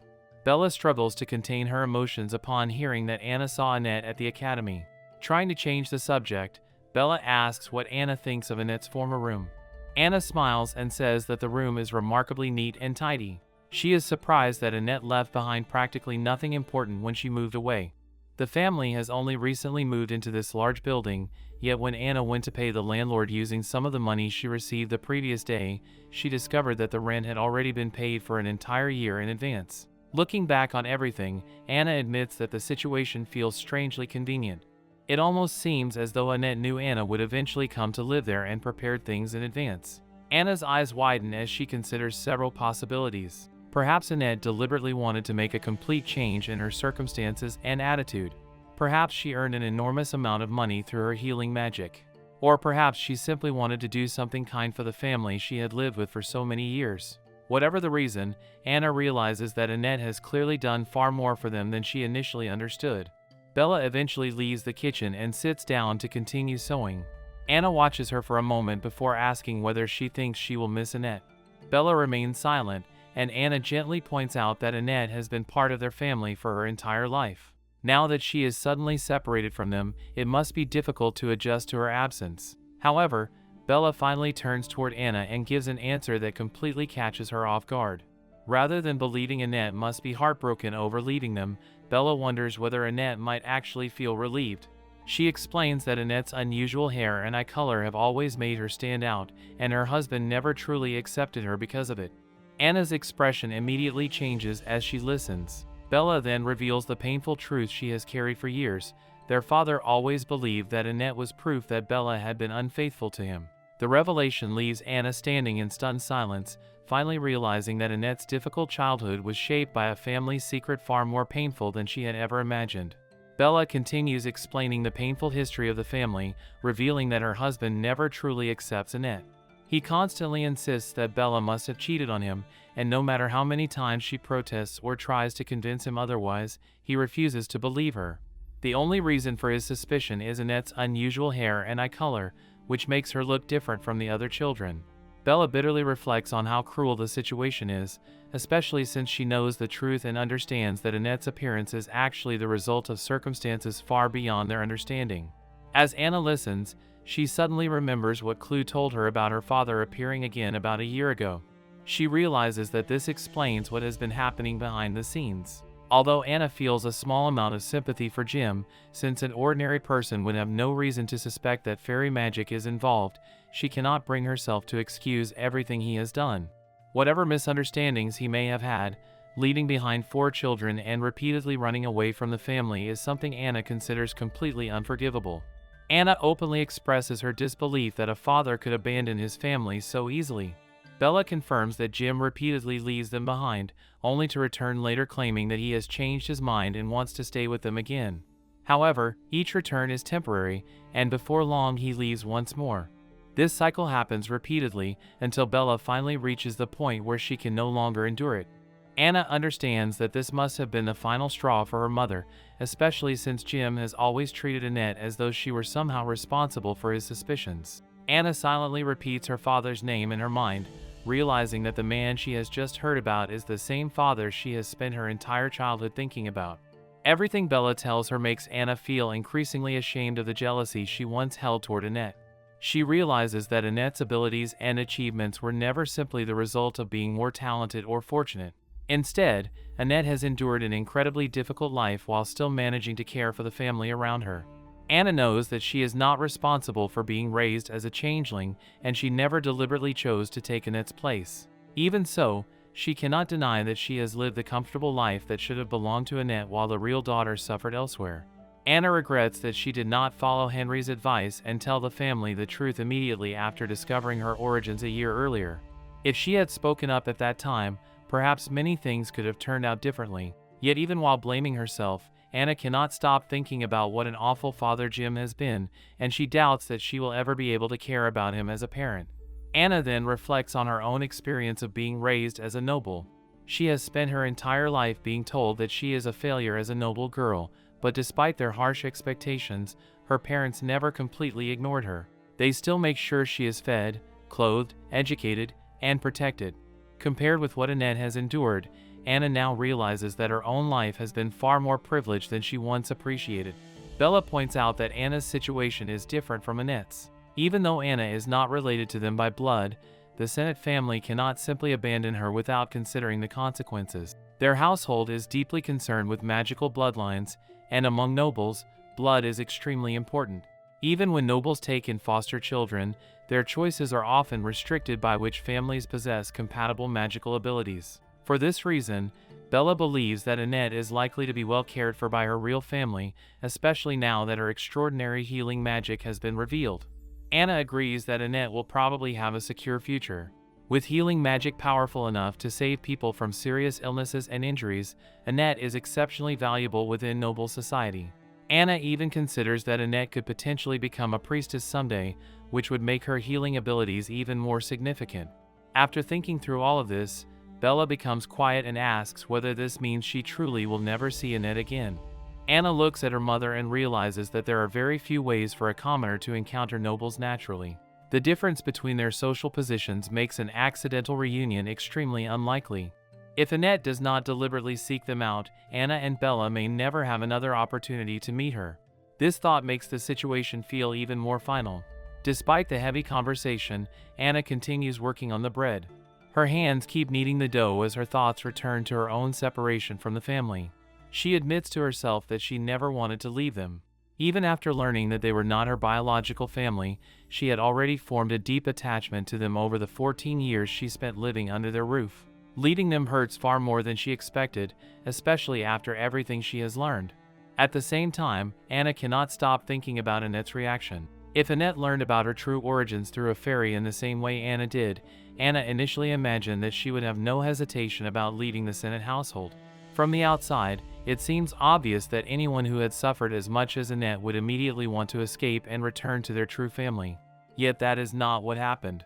Annette remains deeply attached to the people she has been raised with, even though they are not her biological family. Anna finds this difficult to understand. She wonders whether Annette's decision comes from genuine attachment, a sense of responsibility, or simply the convictions she has developed throughout her life. The more Anna thinks about it, the more mysterious Annette's feelings become. As she continues preparing the bread, Anna silently wonders what Annette must have been thinking during all those years. Annie soon comes downstairs, rubbing her sleepy eyes as the sweet smell coming from the kitchen catches her attention. She immediately becomes curious about what Anna is making, and Anna explains that the scones are almost finished. Since she wants to know whether they have turned out well, Anna asks Annie to help her taste them. Annie happily agrees and proudly explains that she is already very experienced at tasting the soup, considering herself the family's official taste tester. Anna plays along and tells her that it sounds like an extremely important responsibility. Annie smiles brightly, clearly unable to wait any longer before trying whatever Anna has prepared. As Annie eagerly waits, Anna watches her with a gentle smile and begins thinking about Mal and Fritz. She hopes that the two boys have already eaten the scones she packed for them. Since they are growing boys, she assumes they must be hungry and doubts that they would simply throw away food that she prepared for them. Still, Anna wishes she could have given them something more substantial than scones. She would have liked to send some meat along with them, but there is none in the house at the moment. Anna then remembers Clue and wishes that she had asked him to leave at least a little food stored for her before they came to this house. Mal and Fritz are growing boys, after all, so their bodies naturally require more food. Anna does have some money, and she considers going to the market the following day to buy ingredients. However, she also realizes that if she simply keeps spending the money without finding a source of income, it will eventually run out. For that reason, she knows that she needs to find some way to earn more money rather than relying entirely on what she currently has. Annie finally takes a bite of the scone, and her eyes immediately sparkle with delight. She reacts with surprise at how wonderfully flaky it is and happily continues eating. Anna watches her younger sister enjoying the food and is reminded of her own childhood. When Anna was little, she also felt safe and protected while living with Henry and the rest of the Sennett family. She remembers how naturally she used to smile during those peaceful moments, much like Annie is smiling now while eating at the table with her family. However, that memory also reminds Anna of Annette. Annette never gets to experience that same sense of security during her childhood. Anna's expression becomes more thoughtful as she realizes that she cannot go back in time and rescue the younger Annette from everything she endured. Even so, there is something she can still do now. She looks at Annie, Fritz, and Mal happily eating together and decides that she can at least protect these three younger siblings. She does not want to merely become another older sister who watches over them from the sidelines, especially when Annette has already spent years carrying that responsibility. Anna wants to become someone who can genuinely protect her family when they need her. By dinner time, the family has fresh bread, scones, and soup seasoned with pepper. Mal and Fritz do not give Anna many verbal compliments about the food, but she quickly realizes how much they enjoy it from the speed at which they eat. Their plates disappear surprisingly quickly, making their true opinion of her cooking obvious even without praise.